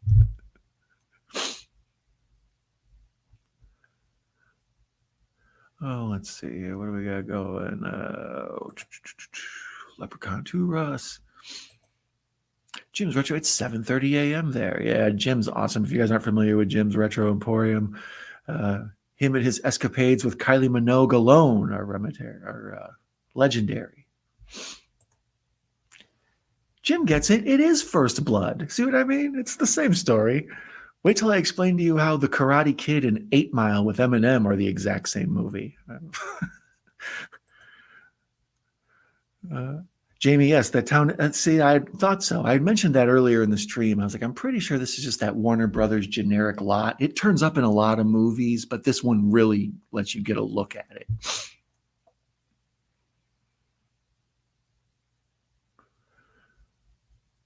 Oh, I saw a caveman popped in here too. Man, you guys, it's so nice to have so many of y'all here. A bunch of these comments going by so fast.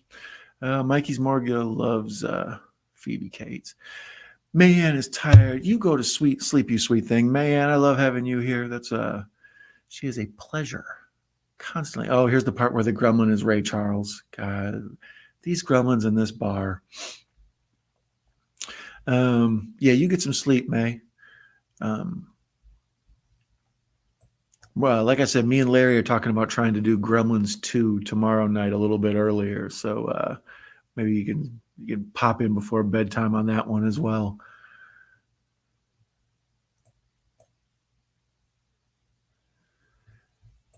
John Steele is seconding the Phoebe Cates Appreciation Society. Me as well. Yeah, she's a they do her so wholesome. She's like, she's not gratuitous. She's a very cute, girl. She's sympathetic, So they're now this is the Flashdance homage with the maniac. He's dressed up in the leg warmers and doing the leg spin and everything. Yeah, the bar scene is off the hook. I want to party with these gremlins. This looks like me and Mikey going out and getting drunk.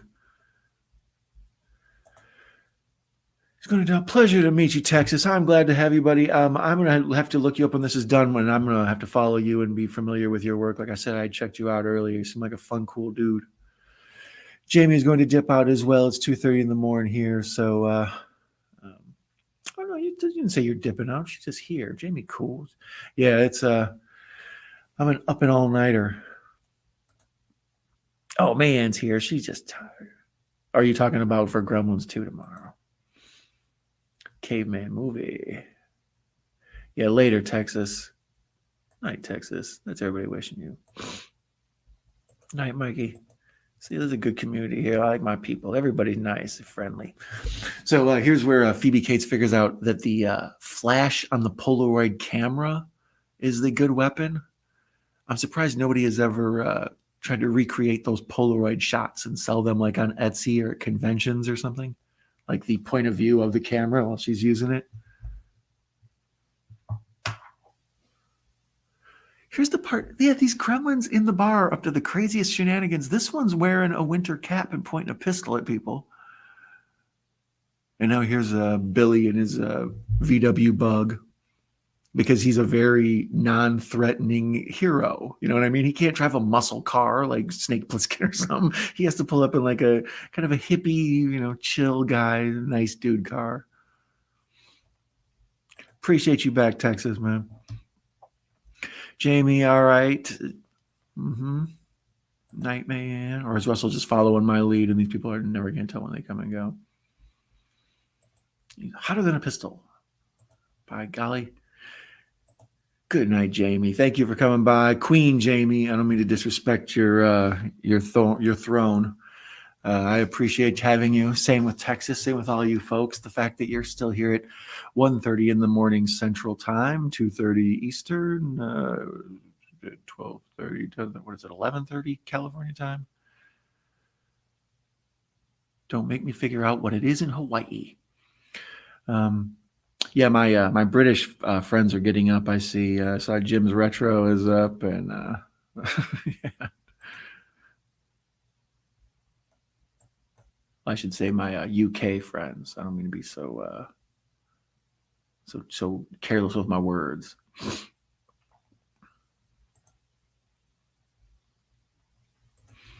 So now, I believe, is this? Yeah, they got Gizmo in the backpack.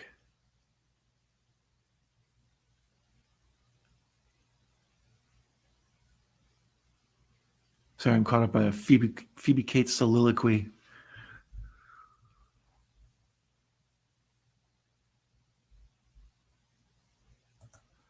Waxwork, he does play the same type of role. I like him. Is he in Society as well? Just I might be confusing it, but yeah, Waxwork, he for sure plays the same kind of like bright-eyed dope, like.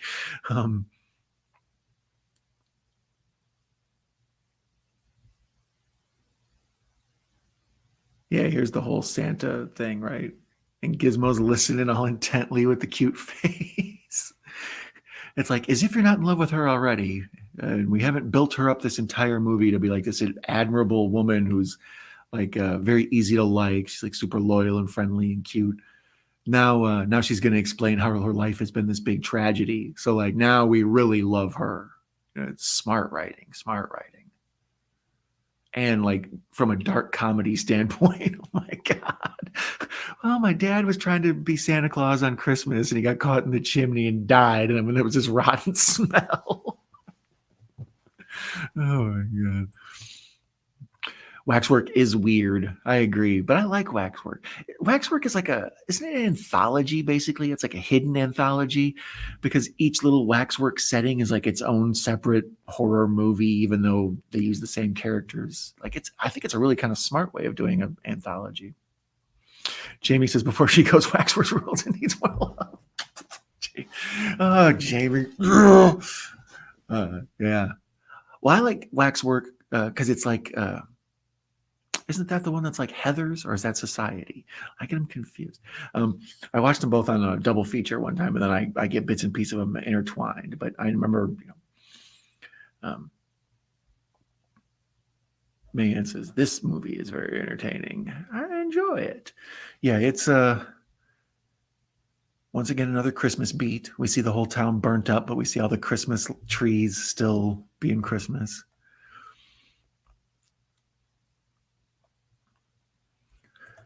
May's never seen Waxwork. We can get to it after the holidays. Society is like Heathers. Thank you. Jamie speaks Don. She understands. That's why I like having her here.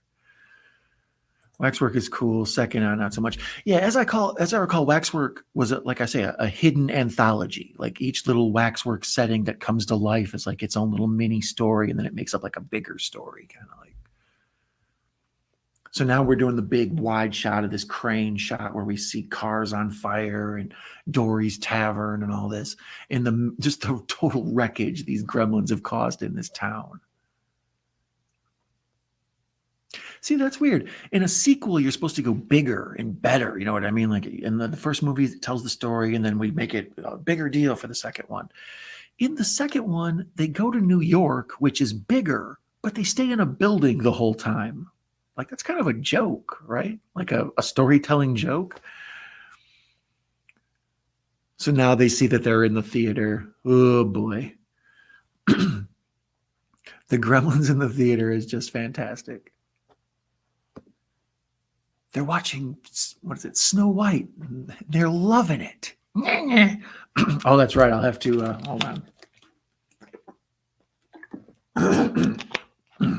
I'll try to do it, man.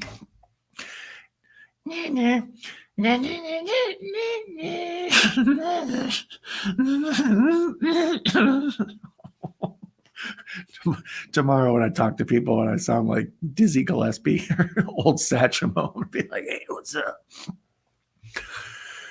Oh, dear Lord.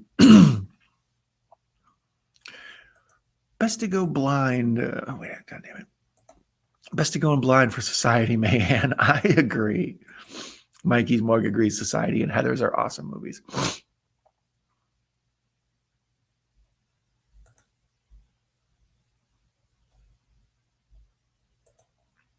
Society reminds me of Bubblicious Bubblegum. I can think of a lot of things Society reminds me of, but yeah. Oof.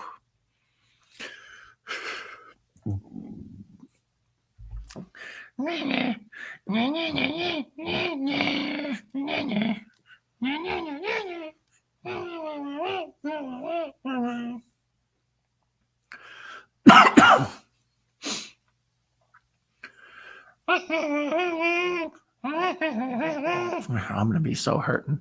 I'm gonna be so hurting. Society is a laugh. Hell yeah! Everybody's like, everybody knows Bubblicious. That was a good joke. And they're watching Snow White and the Seven Dwarves, and they're loving it. Too funny. They're in the theater just kicking it.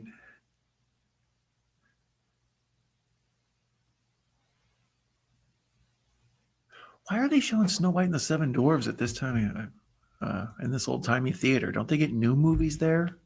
Shouldn't they be seeing Back to the Future?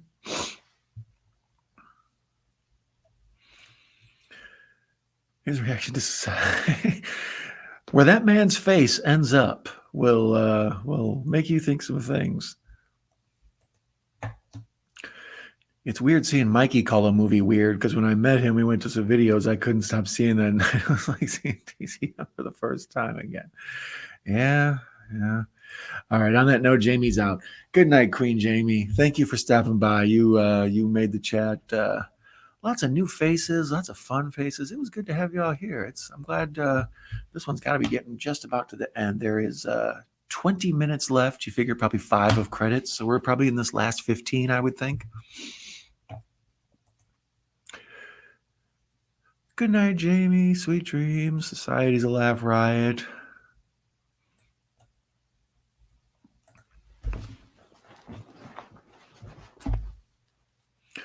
So now the Gremlins are acting the fool in the theater the same way they were in the diner, or the bar. I'm sorry. And Billy just decides to burn the theater to the ground, like friggin' Inglorious Bastards or whatever. He's just like, you know what? Screw it. We're just gonna burn this whole thing to the ground. I'd rather put out a fire than try to contain these gremlins.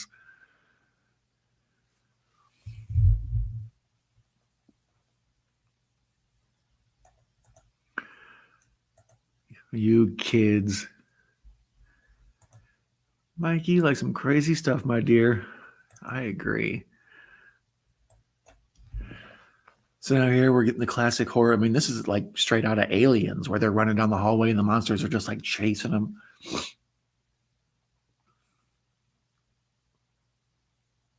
And she's holding the door and the hands are all coming in.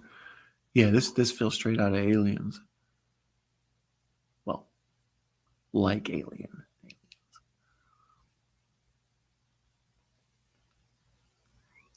Yeah, you guys are going up. Montgomery Ward, that's good product placement.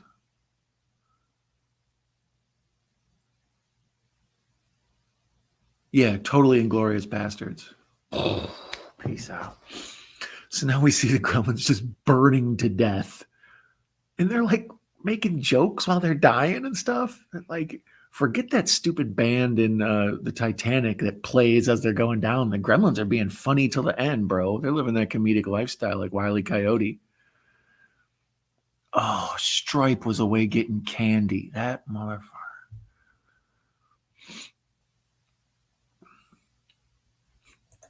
Man, love this movie. Man, are you watching along as well? You usually do on these things, but I didn't know if you were or not.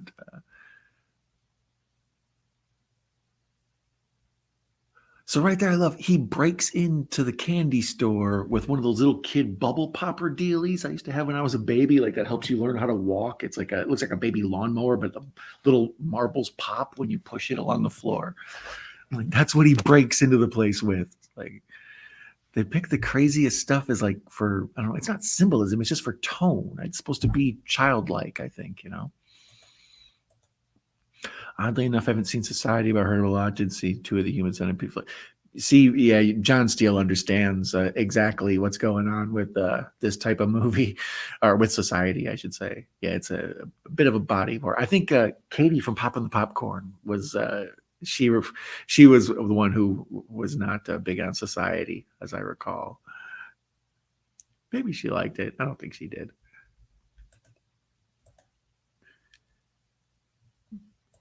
Let's see.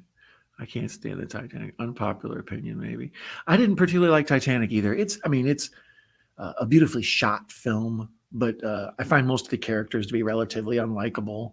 Um, you know, I think it's a like it's such a pretty and well made movie, but it was really lifted up by teenage girls who thought that Leonardo DiCaprio was hot. You know, that's pretty much it's. Plenty of movies have been carried by a pretty woman, so the idea of some pretty man carrying a movie makes sense to me. And Kate Winslet was having a moment then, so you know the two of them kind of met at just the right point of their apex of star power and stuff.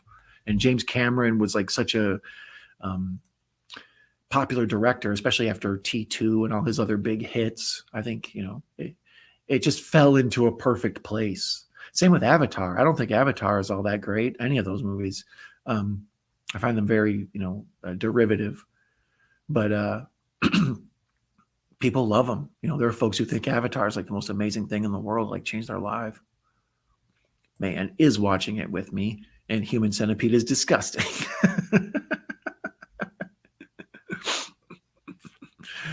Oh, you guys. It's a one-time watch because we don't have time for that. Yeah, exactly. Human Centipede is awesome. It's a beautiful one-time watch. It's I almost said it's an acquired taste.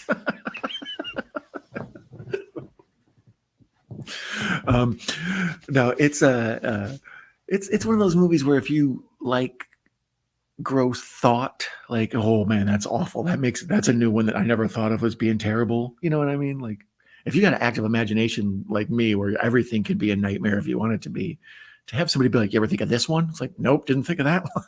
Thanks. There's a new one I can throw in the bank. I've been trying to stump Mikey with things on the end.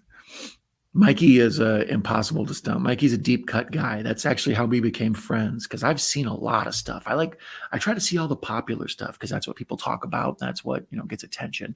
But then uh, he's the one that puts me on just like stuff that slips second tier under the radar. I keep up on the cult classics and stuff, but things that I hadn't heard of, Mikey's always got for me. So yeah, he's a deep cut master. I'm putting that on screen, but I'm not going to say it aloud, Mikey. And it isn't lying. All right. So now Billy and gang are fighting it in the department store, and this is a good place to have like a fight. Duking it out with a monster at the end because they can go from like scene to scene, almost like we were saying about waxwork. It's like you go to the sporting goods section and you have a sporting goods fight, and then you go to the uh, fountain scene or whatever. I've never understood. I guess it's the gardening section or whatever. But like at one point he's in the toy section and he attacks him in there and stuff. Here Gizmo is in the bedding outlet section.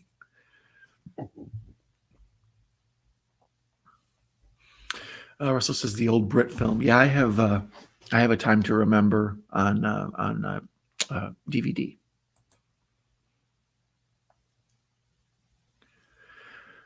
Man says when I looked through all his stuff, it was like walking on shattered glass for me.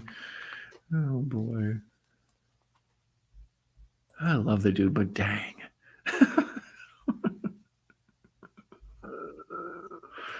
Oh boy. It was very dark and I was scared. That's May's spinning a yarn about how terrifying these films are. So now here, he attacks him with a chainsaw, and then later on he pulls out a pistol. Like, Stripe is every level of a monster.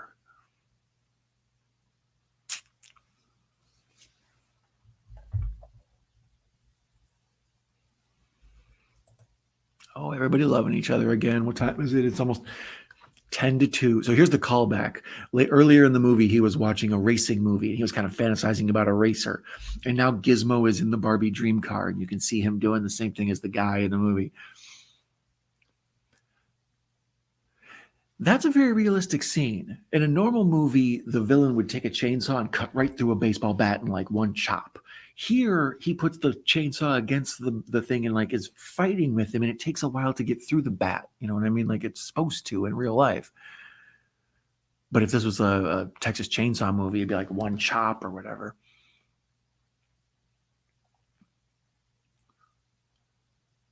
Stripe being pulled around by the chainsaw like blade. That's hilarious comedy. It's very Wile E. Coyote.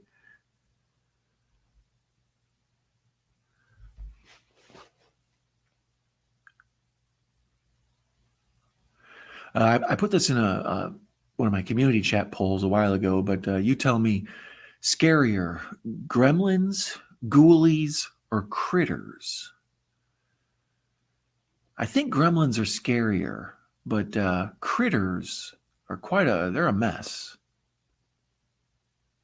What about Munchies? Is that what they're called?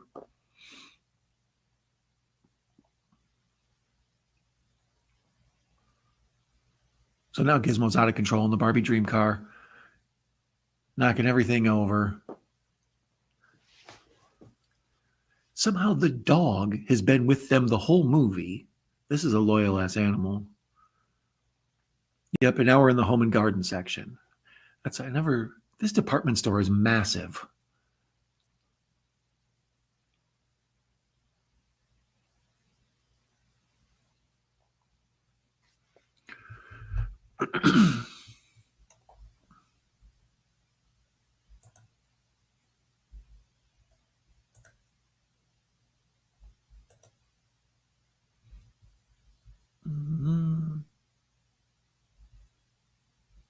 Munchies.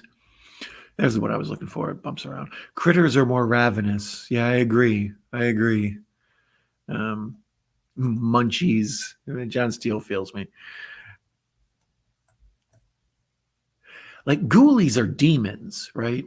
Like I didn't even put Troll from Troll 1 or 2 or whatever. Does Troll 2 even have trolls in it? I didn't put them in there because they're total goofs. But yeah, the Ghoulies are demons, so that's pretty tough to beat. You know where tough to beat is in The Gate, when you stick your hand through a door and you close it off and it turns into the claymation little monsters and stuff. Like, yeah, I think they would probably be good in this little tiny monster fight I'm creating. Tiny Monster Royal Rumble this fall on pay-per-view. Hit me up.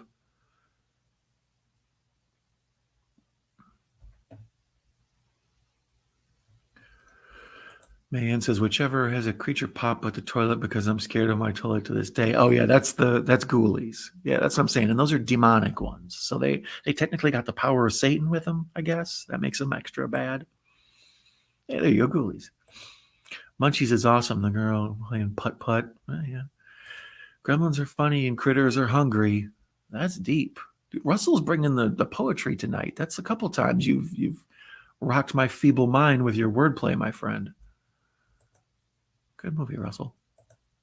Man's laughing. These ones are dead. Now Russell got the munchies. That's a good joke too, Russell. So there.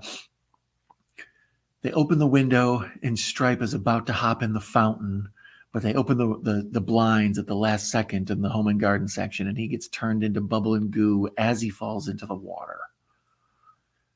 And that felt weird. It felt like more weird stuff could just pop out at any second. One does, don't they? But it's a weird skeleton, right? Yeah, ghoulies are demons. Yeah, that's what I recall. So they got the power of the gate creatures, and the subspecies one are very similar. I'm not sure I've seen the subspecies one. So yeah, there's the part where his skeleton jumps out like all covered in goo and tries to attack him one last time. Yeah, every element of a horror movie. It's like they just went through and got all the horror movie beats, and then they made sure there was a Christmas beat like every 5 minutes, and then they just made a family movie off of that story. I've decoded Gremlins for you. There you go. Thank you. You're welcome. Awesome dog acting. The way the dog backs away from the goo on the floor, like, ugh.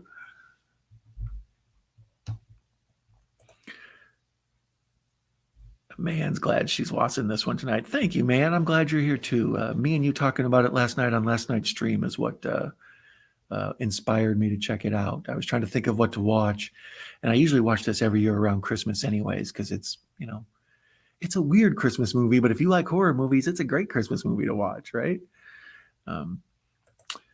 Russell says the Gate 2 is bollocks.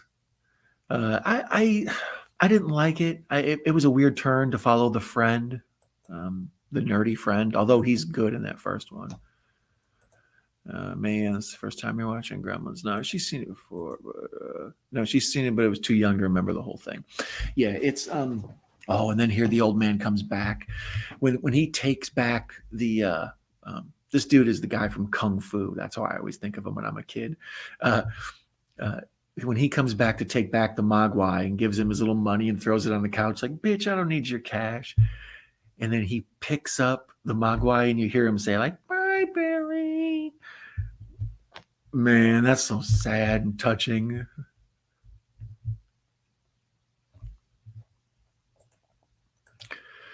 Russell, fate is in the hands of God, but I control your destiny. Oh, don't you try to get overly deep on me, Russell. This movie's amazing. Yeah. It's like I say, it hits all the right tones because it also hits nostalgia for me, right? So it just, it's given me Christmas. It's given me a family movie. It's a comedy. It's got horror elements. It's, it reminds me of when I was a kid. There's so much to it that makes it like undeniably awesome. Like whenever I see like a little kid with a Mogwai toy, I'm like, that's a cool little kid,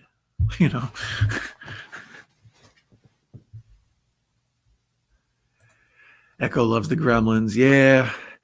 Echo likes to be feisty and give contrarian opinions like Mikey, but he knows good stuff. I love this old man just bitches him out. Like he kind of gives society a lesson. Like, you guys, get it together. You had 3 simple rules to follow, and now the Gremlins are destroying the place.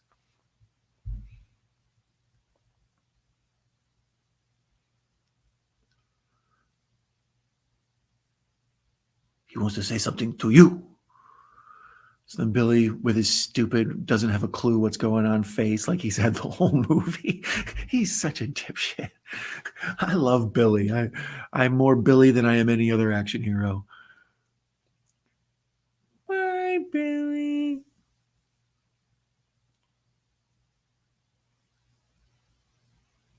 Yeah. The feels, bro. The feels. So, great. White accident. The mom is just a trooper. She's got a patch over her like injury, and she's still just Christmasing it up. Billy got the busted arm.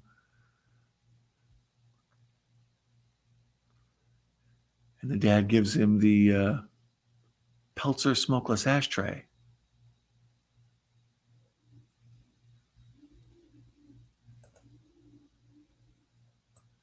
Mikey loves it. Mikey loves it. So yeah, now Grandpa's leaving with Gizmo. What a bummer. Even the dog walks him out.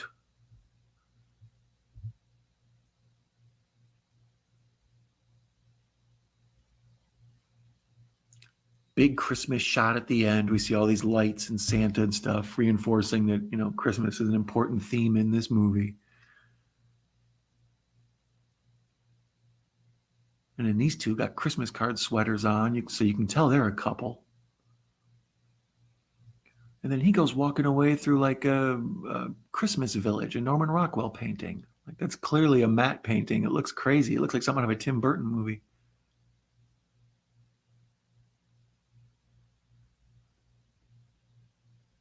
Wow, this shot lingered for like 9 years. The shot of the old man at the end when he walks away with the Mogwai. Oh, let's see. Pete was Corey Feldman. Harry Carey Jr. was in this movie. Hungry Child was Daniel Llewellyn. Dory by Kenny Davis. Lynn Peltzer was Frances Lee McCain. So that's that badass mom. Deputy Brent, man, she was put on there low. Jackie Joseph. 4 stunt players. Multiple special effects vocals. There's Howie Mandel. Barney was played by Mushroom. Y'all should have just called him Mushroom. That's a way better name. So Barney the dog was Mushroom. I'll be damned. So that is Gremlins, the classic American family Christmas horror movie comedy nostalgia piece from the 80s. So yeah, if you're into something, Gremlins probably delivers it. I thank you all for coming and hanging out. I had a jump in chat. It was going so fast I couldn't even read it at one point. It was insane. I'm not quite sure tomorrow. I believe Larry and I, the Horror Cat Dad, he's a favorite of this channel. People love him. I believe he's going to come by and he's going to watch Gremlins 2 with me tomorrow. So if that's not a thing, I may try to do that by myself. I can handle this. Hopefully, if I do, you guys will come and keep me company in the chat. Yeah, now see the chat started going so fast I can't even keep up with it again. You guys are awesome. That makes me so happy. That it's nice to be back. I was missing everybody. You know, I've been gone for almost a month. I've posted maybe one thing in that time, and it's, you know, I think I've lost 3 subscribers, so that's not bad. You know, I was afraid I was going to lose like 20. So the people who are my friends here are nice friends, and I, you know, people for a long time, YouTube was the place where people were assholes. It's like, no, people here are the best. So I love my friends on YouTube. I love Mayanne, love Russell, love Jamie Hart, love Casey, Internet Kaiju, Popping the Popcorn, Mikey's Morgue, John Steele, Texas was here earlier. My guy Anthony Chabot was here. Our friend Katie Miller was here. I'm not even reading the thing. I'm doing it off the dome, B. But it was a couple of lurkers. Patrick was here. He was Caspering the stream at one point. Mr. Bones, Boglins. Let's get Bones up there. Yeah. Mr. Bones, D. Wallace gave me a sloppy hand heart the other day. Yeah. Mikey says that getting subs is hard. I agree. That's one of the things. I've had success on other social networking sites, but this one out of all of them is like the toughest to gain traction on. So I respect every follower and subscriber that anybody gets, man. Let me see here. I saw a bunch of stuff go by I wanted to cover before I leave. Let me do that.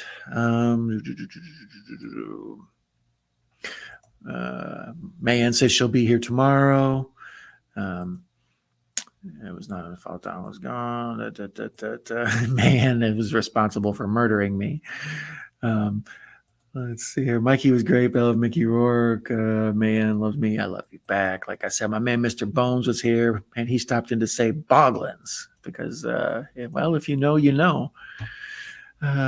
Mikey says getting subs is hard. Bad Bones. John Steele says he will be back. Thank you, sir. I appreciate it, man. I need to get hooked up with you as well. We will coordinate again, my friend. I could tell by the stuff you say you're my kind of people. Let's see here. Bones says, yeah.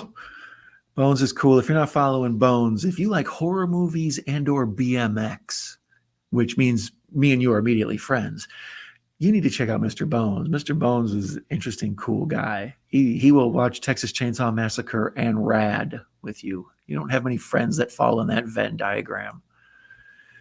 Mikey's more bad. Wow, look at all these folks popping in here. So Russell says good night. Don Zombie says, I love that, Mr. Bones. I think I was going to repost that as a separate little piece myself because folks keep asking for just it as a 2-minute sliver, so I may have to do that. Oh, Mayan says good night. Russell says good night. Mikey says good night. Bones is saying good night. Or Mayan saying good night. It's Bones. State. Never mind. He can't type. Don't worry about it. Night, Mikey. Night, Bones. Everybody's just saying good night. So I appreciate y'all so much, man. It was nice of you to come by. I saw a few new faces in here. I told some people, on Instagram to drop by, and they did.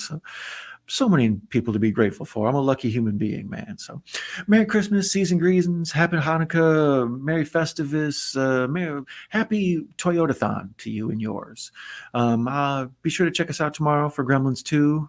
If nothing's jumping off on Monday, maybe I'll do something then, man. Never can tell with me living this wild hotel life, bro. Thank you so much for dropping by. Bye.